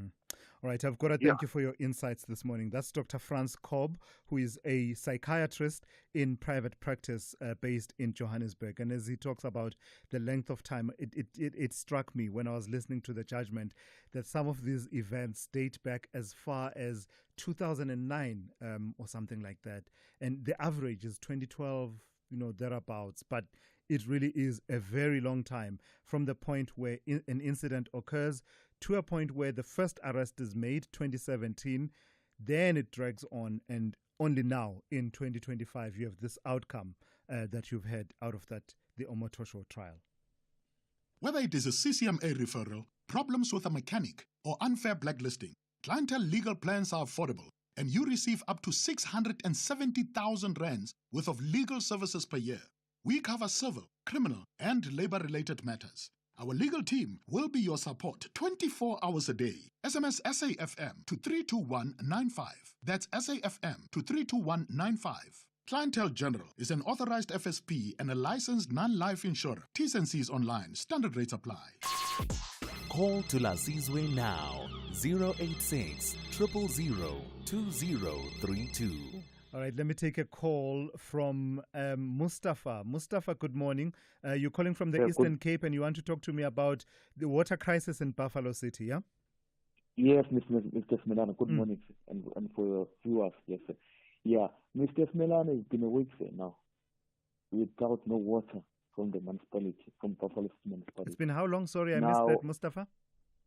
I was saying, Mr. Simelane, it's been a week now, no water, no water. Sure. Well, from what I've been told from the Premier's office is that there is a strike from Amatola Water Board. Yes. Yes. So no water for a week because of a strike at the Amatola Water Board? Yes, Miner. That's one of the officials from the Premier's office who have told me. How are you coping? No, it's difficult, sir. It's difficult, but if you are going to urban areas, such as, compared to townships where I'm residing in Tanzania, in the road, we have black community, we are all suffering. We go to rural areas and townships, there's the instability of water, lack of water supply. But you go to urban areas, there's always water there. So why we are still facing inequality 31 years down the line on this country? So you're saying there's no water? Is there no water being delivered by water tanks by the municipality while the strike is ongoing? Nothing like that? There is a water that has been delivered, sir. But there is no word from the municipality as to what is the root cause of this issue. Yeah. Yes, but there is a water tank that has been delivered. But it's not a permanent solution, sir. Yeah. It's an interim solution. No, I so bear in mind, we are paying Mr. Simelane for municipality for the rates on a monthly basis. It's a basic human right now on the Constitution. Yeah. Yes, sir. All right. Mustafa, thank you for that. That's Mustafa in the Eastern Cape. So definitely something for us to follow up and follow through on that issue that he's raising, particularly as it relates to, we face water cuts, and I mean, people in Joburg will relate with that story. But right now, there seems to have been a trigger, that is industrial action at the Amatola Water Board, at least according to what Mustafa was told. Certainly something for us to follow up and see what we can bring you by way of news and progress on that story. Let me speak to Arthur in Cape Town. Arthur, good morning. You want to talk about the DA and its participation in the GNU? Yes, good morning, Thulas. You see, the problem, I don't know what the problem is with DA, but it seems to be a general problem in South Africa. The understanding of the democratic system. You see, when you sign up for the democratic system, that means the majority rules. So even out of party context, the majority still rules. So if you look at the bigger picture, they actually got the rate cut by 1.5%. So take the other the 0.5% and let it go. That is how democracy works. You can't always get your way, and it comes through in the system of our country that if the majority rules, then they must go with that. You can't you're like throw your toys out of the cost because you can't get your own way every time. The same with the ANC. They do it as well. If they see they can't get their way, they want to throw their choice out of the court. Yeah. The other thing I wanted to say about the government of national unity, you see, they talk about national unity, but when they have these government functions, they promote their parties. They promote, they dress differently. Why don't we promote and gather around the South African unity thing? And also, say for instance, the problem that we have with the water. Some municipalities don't have problems. Some municipalities have big problems. Now, if we are so united, then we should sort each other's problems out. Arthur, gotcha. Thank you for that. That's Arthur in Cape Town there, weighing in on the variety of factors, including the status of the government of national unity. And I mean, sometimes I've made the point that I wonder, let alone national unity, is the unity within the government itself. And it's quite clear there hasn't been much unity within that government over the last few weeks or months. Let me take a voice note from someone who wants to talk about political parties and the assertion that political parties just don't care. Good morning, Thulasizwe. It's Robert Jimestine. I think all these parties, the political parties, that they don't want to serve the South African. The DA doesn't want to serve the South African. ANC want to eat the money, want to rule, just to rule, to promote corruption. So I don't think that all these parties, they want to serve the South African. I thank you. All right. No, thank you for that. I mean, what I said, indictment, that is. And some would say that you start seeing that indictment playing itself out in things such as voter turnout, right? Whenever you have elections and the voter turnout is just low and a lot of people feeling that there's no one to vote for. I just don't have options. Many political parties, but no real options in terms of who to vote for. Let me take this voice note now before I go to Zai.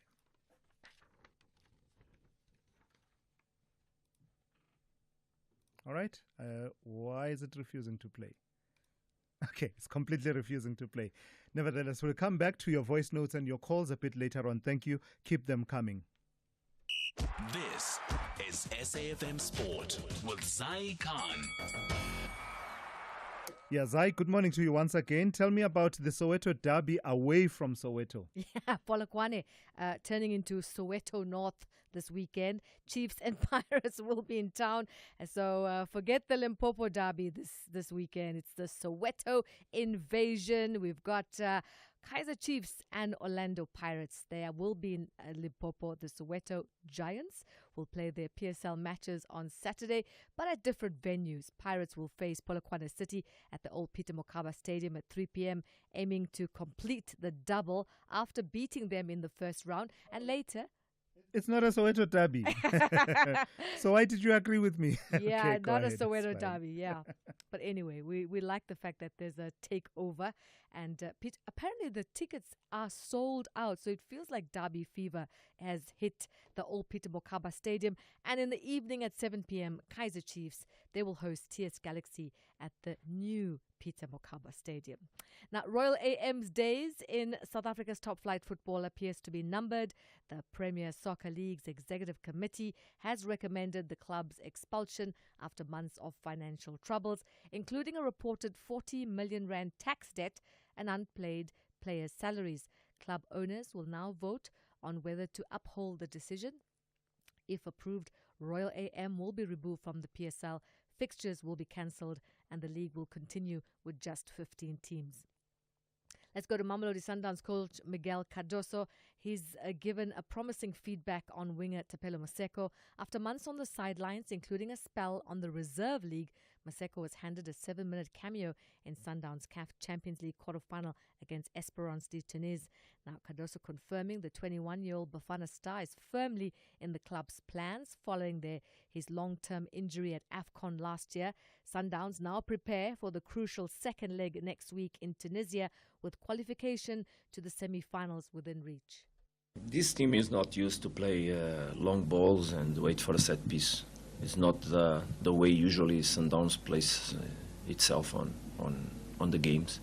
So when you take the players out of your comfort zone and you put them to play in a discomfort situation, I don't think that's the best thing to approach let's see how we're going to approach. Obviously, we need to be intelligent. I don't feel the moment is similar to last year, despite the result it is, because the teams are different, the match will be different. I think you remember how was the match here. In a certain moment, I was looking in the sky and thinking, are we going to have the same that happened last year? That game last year was a very special one in terms of what was happening and how the game changed. Now, the Free State Cheetahs rugby future is hanging by a thread. Coach Frans Steyn has issued a stark warning that the Bloemfontein Union could fold if they fail to qualify for the Currie Cup Premier Division. The Cheetahs are currently outside the top 4 in the SA Cup, the gateway to the Currie Cup, with just 4 games left. Despite a recent win over Eastern Province, the Cheetahs will face the Griffins this Saturday in Bloemfontein in a crucial derby clash. And finally, motorsport. The French Grand Prix will remain on the MotoGP calendar until 2031 after the contract to race at Le Mans was extended. The promoter contract was set to expire in 2026, but with the renewal, the famous track will host 5 more Grand Prix. That's a wrap of the Morning Brief Sport. There'll be more sport on SAFM around 12:30 with John Khedeka. I'm Zai Khan. I'm Anne Musa. Good morning. In the headlines, the Public Servants Association has called on the KwaZulu-Natal Health Department to urgently investigate a doctor's suspicious death. The doctor was the Deputy Director and Medical Manager at Vryheid Hospital. The DA says it's yet to decide whether to remain in the government of national unity or not. The party voted against the 2025 budget, which members of Parliament passed yesterday. And the CCMA will, on the 10th of this month, sit for a conciliation process between the United National Transport Union and the state entity PRASA. I'll have details on these and other stories at 9. SAFM, guiding you through the rush hour traffic. Well, some good news in the back end of this morning's rush hour. The N3 truck fire incident up at Marlborough Drive is pretty much cleared. Slow traffic as it recovers from the queuing situation, but all lanes have been reopened there. Also, all lanes open after an earlier crash at Deepcliff Interchange, N1 North onto the N12 Uncle Charlie's, although traffic remains a little bit sluggish there as well. And St Andrews Road, Parktown area crash at the Micron Highway, so just expect some delays in that area. N1 Pretoria through Midrand on your way to Joburg looks good this morning. Durban N2 North is eased through Westwood Mall to Umgena Road. Traffic is a little bit sluggish, but well off its worst from this morning. Warden, still some backlogging going on there. The N3 closed until further notice just south of Warden to recover a couple of trucks that were involved in a crash. It might be a good idea to set off later this morning rather than headlong straight into backlogs, and pretty impressive backlogs. And if you're heading out of Cape Town on the N1, you want to off-ramp into Belleville at the Durban Road off-ramp. There's a lot of congestion. Traffic slow from Plattercliff Hill in the left lanes to get off there. Come off at Yipti Yaga and use that as a route for alternatives. Rob Byrne, SAFM Traffic. Outsurance knows South Africans are feeling the pinch, so you've been looking for ways to save money. You could cut corners with things like that coffee brand you love. Or you could go the easy way, where you could save money on your car insurance. SMS out to 30754. That's out to 30754. Let's hear what real Outsurance clients have to say. I saved 455 Rand. It was quick and easy. I'm saving 411 Rand a month. Outsurance helping me save money. That saving is actually saving my paycheck. Leave all the insurances and come to Outsurance. It was fast, easy, and he gave me the best quote. My savings is 644 Rand. Come join Outsurance and save some money. Make today the day you switch and save. And SMS out to 30754. That's out to 30754. With Outsurance, you always get something out. A licensed insurer and FSP. T's and C's online. The Business Update on SAFM. For the third update of the morning, let's say good morning to Ndauling Lechela. Ndauling, so the ANC finally able to get the budget over the line with enough support in Parliament. Just enough, Thulas, with the National Assembly approving the 2025 budget framework by a narrow margin with 194 votes in favor and 182 against. Now, the ANC formed an alliance with most members of the GNU to secure the necessary votes, but to secure a majority, the ANC looked outside the alliance for support, including Action SA and Thulasizwe Simelane. Now, the budget framework includes a 1 percentage point increase in VAT over 2 years and no changes to the income tax brackets. The Standing Committee on Finance's report was approved with support from the ANC, IFP, and Action SA, while the DA, MK Party, and EFF voted against it. GNU members, DA and FF Plus, argued that the Finance Committee failed to properly amend the VAT and tax proposals, opting instead for non-binding recommendations. Now, the DA also requested that the report be withdrawn due to procedural irregularities, but this was rejected by the Speaker. Now, following the vote, the DA announced plans to challenge the decision in court, claiming that the budget's passage allows for the implementation of the proposed VAT increases and tax changes. This move and the tensions between the DA and ANC have left the GNU on shaky ground, which many analysts say may knock market sentiment. Yeah, no, never before in Dowling has the budget process attracted so much attention and so much heat in democratic South Africa. Tell me about Ioko returning to profitability. This is the company formerly known as EOH, yeah? That's right, Sula. So they've delivered their first profitable period in 3 years, marking a significant turnaround for the company. And this follows a successful restructuring effort. Ioko has managed to streamline its operations, eliminated loss-making businesses, and reduce its debt.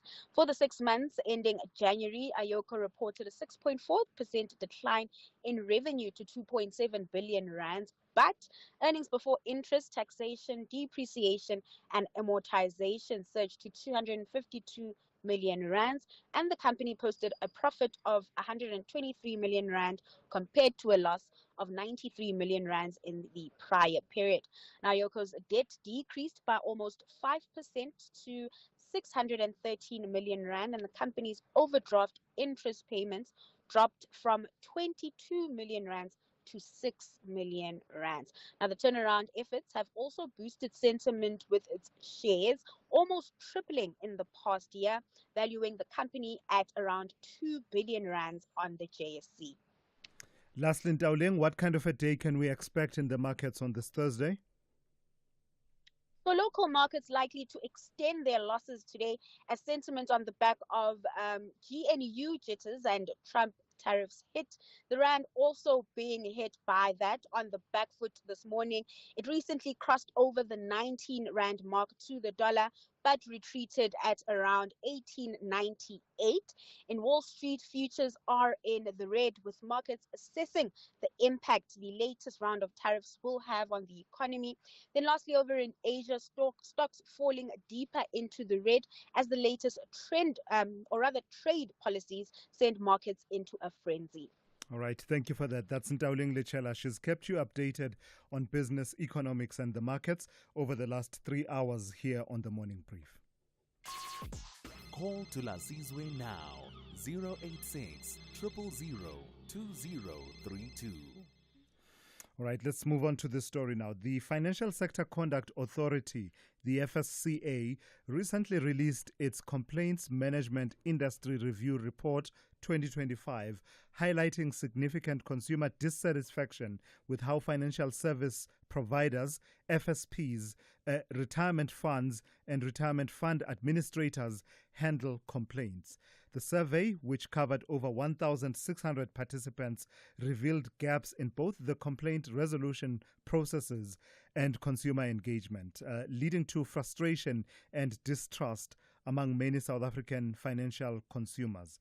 Gogo Kubelo is Senior Manager, Disclosure, Advertising and Marketing Analysis at the FSCA and joins me now. Good morning and thank you for your time. What is the nub and the overriding trend and observation that came through from the survey about how satisfied consumers are with the complaints processes as well as the complaints resolution processes? Thank you very much, and thank you for inviting us to your show. So yes, as you have pointed out, over 60% of the consumers that responded to our survey indicated dissatisfaction with complaint handling processes, and that included the fact that they are not aware of the internal escalation processes within financial institutions that you had mentioned, and also that they are not provided with regular updates on the progress of their complaints. So these are some of the issues that financial consumers have issues with, and they are really a pain point to them. So it's quite telling that part of the dissatisfaction stems from a lack of information about how to escalate complaints. Are we talking here about institutions such as banks, insurance companies, and the likes? And what's behind that gap of information? Yeah, so we are talking. So our report focused on Category 1 FSPs. This include insurance, and then the retirement funds and fund administrators. And the issue is around awareness. People saying, complainants rather, or financial consumers say, we need to be a bit more aware of how to lodge complaints, and also the steps that we can take if we need to escalate our complaints within financial institutions. And I just need to say something that for the consumers, you and I, who have products with financial institutions, when we want to express our dissatisfaction, the first port of call for us should be to engage with our financial institutions. Now, what we are seeing from these insights is that consumers are saying we are much more aware about the processes of lodging complaints by the ombuds or external bodies than we are aware of how we can actually do this within the financial institutions that we have products and services with. So that is one of the key things that came out that needs to be looked into a bit more. Is there something you are gleaning about how the changed environment within which financial service providers operate factors in this dissatisfaction about the handling of complaints? What I'm asking about is, over the last few years, many FSPs and financial services deciding that we're going to close as many of the branches as possible. You don't need to come to a branch. Do everything you can do online. Send us a WhatsApp. There's a chatbot here. The call center is being shut down. Just go online, download our app, etc., etc. What's your reading of what that means for, one, awareness of the complaints processes, but also the efficiency with which complaints can be dealt with? Yeah, so we need to appreciate the fact that not all financial consumers are technologically savvy, right? So when we asked them what are the means or ways with which you prefer lodging complaints, a number of them said they lodge complaints or even prefer to lodge complaints via email. Others said walk-ins, where walk-ins are allowed, and a very small number said to us through social media platforms, right? So it's telling us that people still do prefer to lodge a complaint by speaking to someone or going into a branch, right? And they also told us that telephonically, that's one of the ways that they prefer to lodge complaints.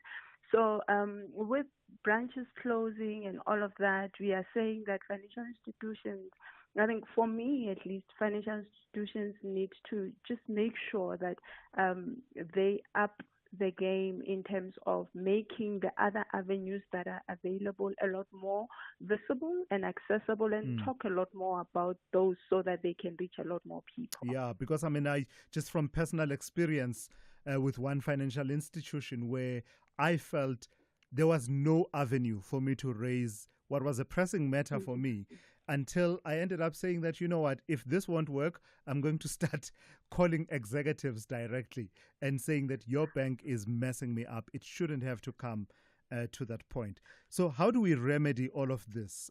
Talk to me about the need for improved consumer education and better implementation of, you're calling it what, standardized complaints management? Correct. So one of the things that we have seen is that there is unstandardized or uniformity around how these processes are handled, and we are saying part of our recommendations are that financial institutions need to develop uniform methods for categorizing complaints, because when complaints are categorized accordingly, then you are able to tell on the trends that are happening, and you are able to actually deal with the root cause of some of these complaints, and we are also saying educate consumers a lot more. Right, and this points to the issue of accessibility. It points to the issue of empowering consumers with ways and means, step-by-step guides on how to access complaints lodging processes. It's really about empowerment of consumers. It's really about making accessibility much more and the awareness element to it. Just lastly, do you believe that the number of the amount of dissatisfaction and what the concerns are that the consumers were raising in the survey as they relate to pension funds and pension fund administrators, do you believe that there's an element there of the amount of activity that sector saw with the advent of the two-ports retirement withdrawal system? No. And I'm saying no because this study took place before the two-port system came into effect. All right. Thank you for your time this morning, sharing important and useful insights with us. That's Koko Kobelo, who is Senior Manager, Disclosure, Advertising and Marketing Analysis at the Financial Sector Conduct Authority. Call Thulasizwe now, 086 000 2032. Let me start with one or two of your voice notes. Let's take this one on the outcome in the Timothy Omotosho trial. Morning, sir. My question is, why is Home Affairs so quick now to want to give Omotosho a free ride home? Can't we have a position where they just get to be told to go away, and if they don't go away as instructed, they then get to be arrested for being in the country illegally and not being given a free ride home? Yeah, I see. I get the point that you're making, but I suppose I'm not sure what his residence status is. But, I imagine you get deported if you don't have any document to be in the country. No citizenship, no permit, and there are many, many types of permits that you could have. But if you have none of those, therefore you are eligible for deportation. And I imagine that in the context of the conversations we've been having about illegal migration, Home Affairs perhaps deciding that actually here's one we have within our system, within the system of government. Let's fast track and see if we can give this person a ride and get them out of the country. I don't know. I'm just speculating about why this case is being expedited for deportation. Thulas, good morning to you, my brother. Good morning to your team. Great show always. It's good to hear your voice. Hi, Thulas. Rapists, murderers, they are being protected in this country. Otomos has been set free. Can you tell me he didn't commit any offense? Lastly, I blame our mothers and sisters. They just go to church for nothing because they protect these rapists, these pastors. Yeah. No, there are a lot of dynamics, though, at play. Thank you for that. Thank you for that voice note. But I imagine that there are many, many dynamics. And this is part of what I think it was Lisa Vetten who was saying, that a prosecutor is supposed to be aware to, alive to such processes and developments such as Stockholm Syndrome, just the power dynamics, the relationship dynamic. The constant theme in that Omotosho case was the sense that the people who were going to these churches saw him as a father figure. Saw him as a father figure until they felt that that relationship was actually being violated. Let me take a call from Begi in Mpumalanga. Begi, good morning. You also want to weigh in on this Omotosho matter? Ngoni, justice denied, justice delayed, justice denied. I blame the system, but not the NPA in particular. The system of our judicial system to keep cases very long, number one. Yes. Unnecessarily so. And secondly, Nguni, I think you made a point when you said that these processes are adversarial. Yes. And they are open to public. I'm deeply worried about the victims than Omotosho himself, because he's celebrating wherever he is right now. But my essence or my point that I want to make is that all the victims, if they are listening to SAFM, they must go out there and never leave any stone unturned in terms of seeking for further legal remedies that will see justice being done and the government or the NPA being accountable so that they can take them to task. That is why, that's the essence of my call, because this makes the world look at us as if we are a number jumbo. We're just, there's a law of the jungle that is playing part in our country, and this is failing us too much. But I have seen that you are canvassing together, JSC, the way you articulate these matters. Peggy, thank you for that. Yeah, but I did think about what Peggy is saying, that are there no avenues, civil avenues, given what the judge has said about how ineptly that case was conducted? Are there no further revenues? It's not the same thing, obviously. It's not the same thing. First prize would have been to prosecute this case properly, and if Omotosho is guilty, have him found guilty. If he's not guilty, then that finding should have followed. But in this case, this sense that proper prosecution did not happen, I'm wondering what other avenues could possibly be explored against bodies such as the NPA. SAFM, guiding you through the rush hour traffic. No change at Warden. The N3 remains fully closed both directions. A major truck crash just south of Warden, and there's some queuing pressure both directions. Our advice is to set off for a trip between Durban and Joburg later this morning, possibly around this afternoon, once that scene is being cleared and the enormous backlog of truck and vehicular traffic has had a chance to move through. Joburg's N3, the earlier truck fire incident at Marlborough Drive is cleared. All the backlog has made its way through. There is some pressure leaving central Joburg this morning on the M2. Factor in some queue time between Joe Slovo and the Benrose exit as you sort of go to head out towards the Germiston side. Down into KZN, Durban's eased up nicely this morning. M4 Southern Freeway's running okay. There were some works there earlier. Cliffdale looking clear as well. That's good news. No major scary big backlogs there at this stage. There'll probably be a stationary truck along at some point today, but just at the minute it's all right. Cape Town, N1 into town, a crash at the N7, so that's quite slow coming through from the Paro side. Marine Drive is busy at Woodbridge Island. It stays like that until sometimes about midday. And just if you're going into central Cape Town today, give yourself extra time. There are 2 cruise ships that have arrived in the harbour. On top of that, you've got the registration and expo event out at DHL for this weekend's Two Oceans Marathon. That event alone yesterday caused chaos through Greenpoint and the waterfront, and this morning, or across the course of today, you've got that event continuing, plus the arrival of those 2 cruise ships. It is potentially going to be very busy in the Cape Town central area. Rob Byrne, SAFM Traffic.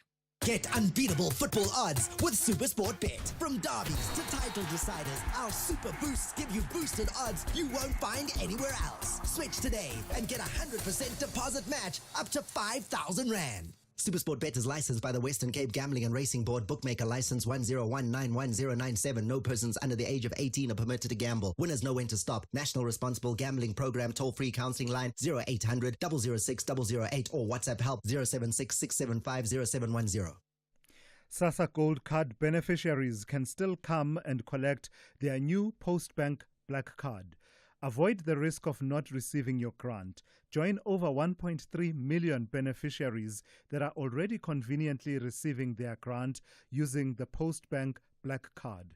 There are multiple selected outlets nationwide where you can swap your SASSA Gold Card for the new Postbank Black Card. Dial *120 355 hash to find one near you. Standard rates apply. Postbank, your bank. Big stories of the day. Hashtag the morning brief. All right, let's make the most of the time remaining. Let me take a call from Zola in Bloemfontein. Good morning to you, Zola.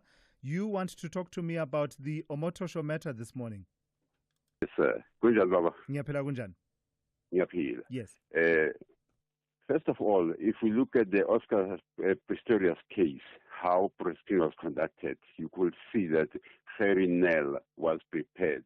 He did everything what was expected of him, even through cross-examination. Mm-hmm.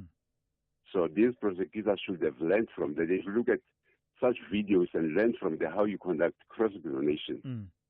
Number two, if you look at the Shabir Sheikh case, how it was conducted, it was also very good. The prosecutor was well prepared.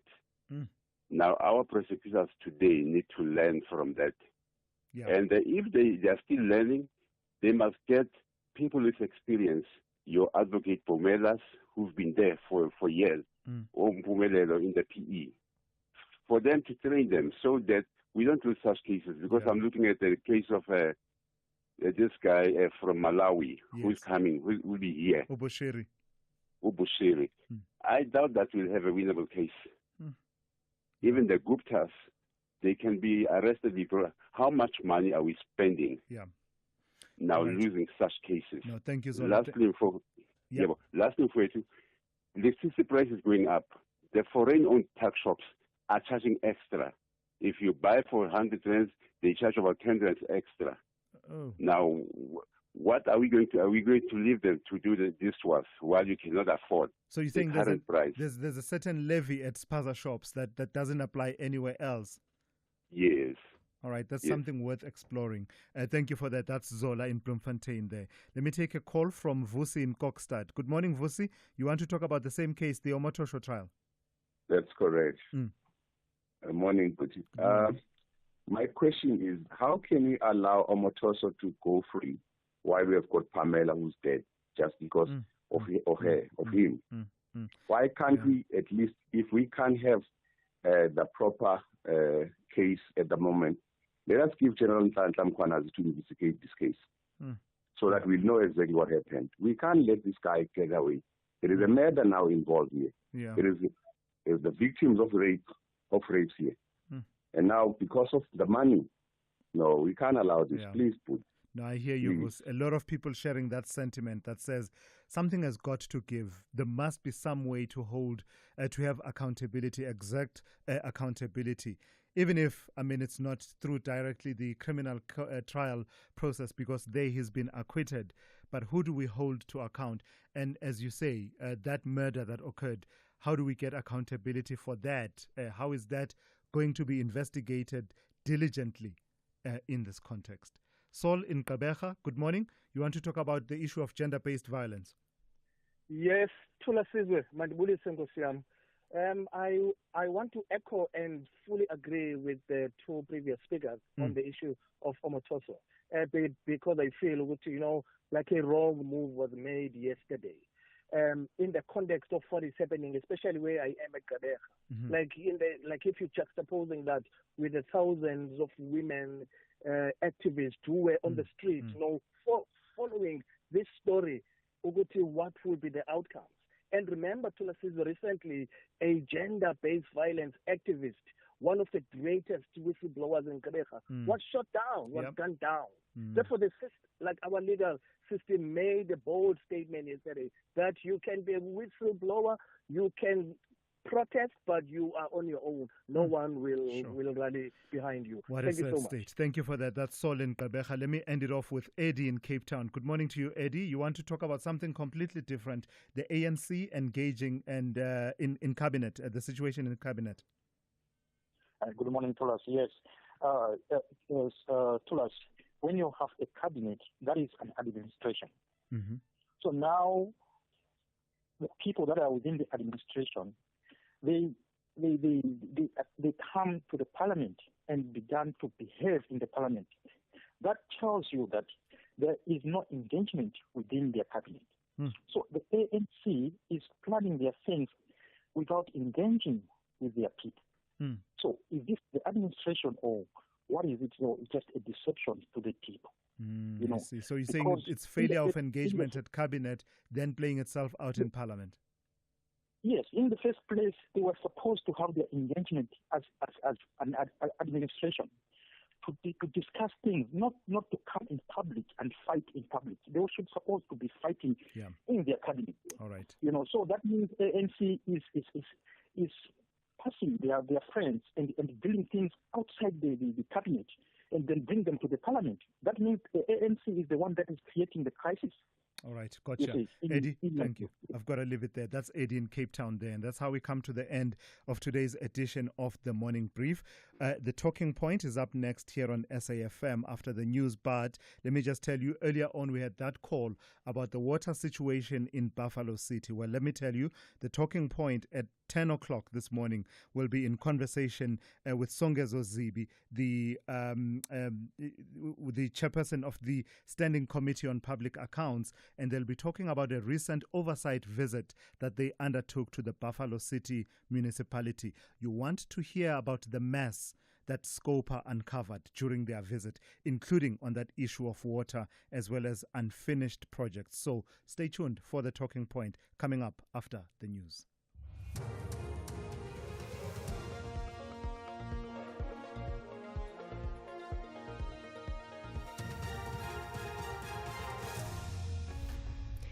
In our top stories, PSA demands urgent probe into a doctor's suspicious death and the DA to decide whether to stay in GNU or leave.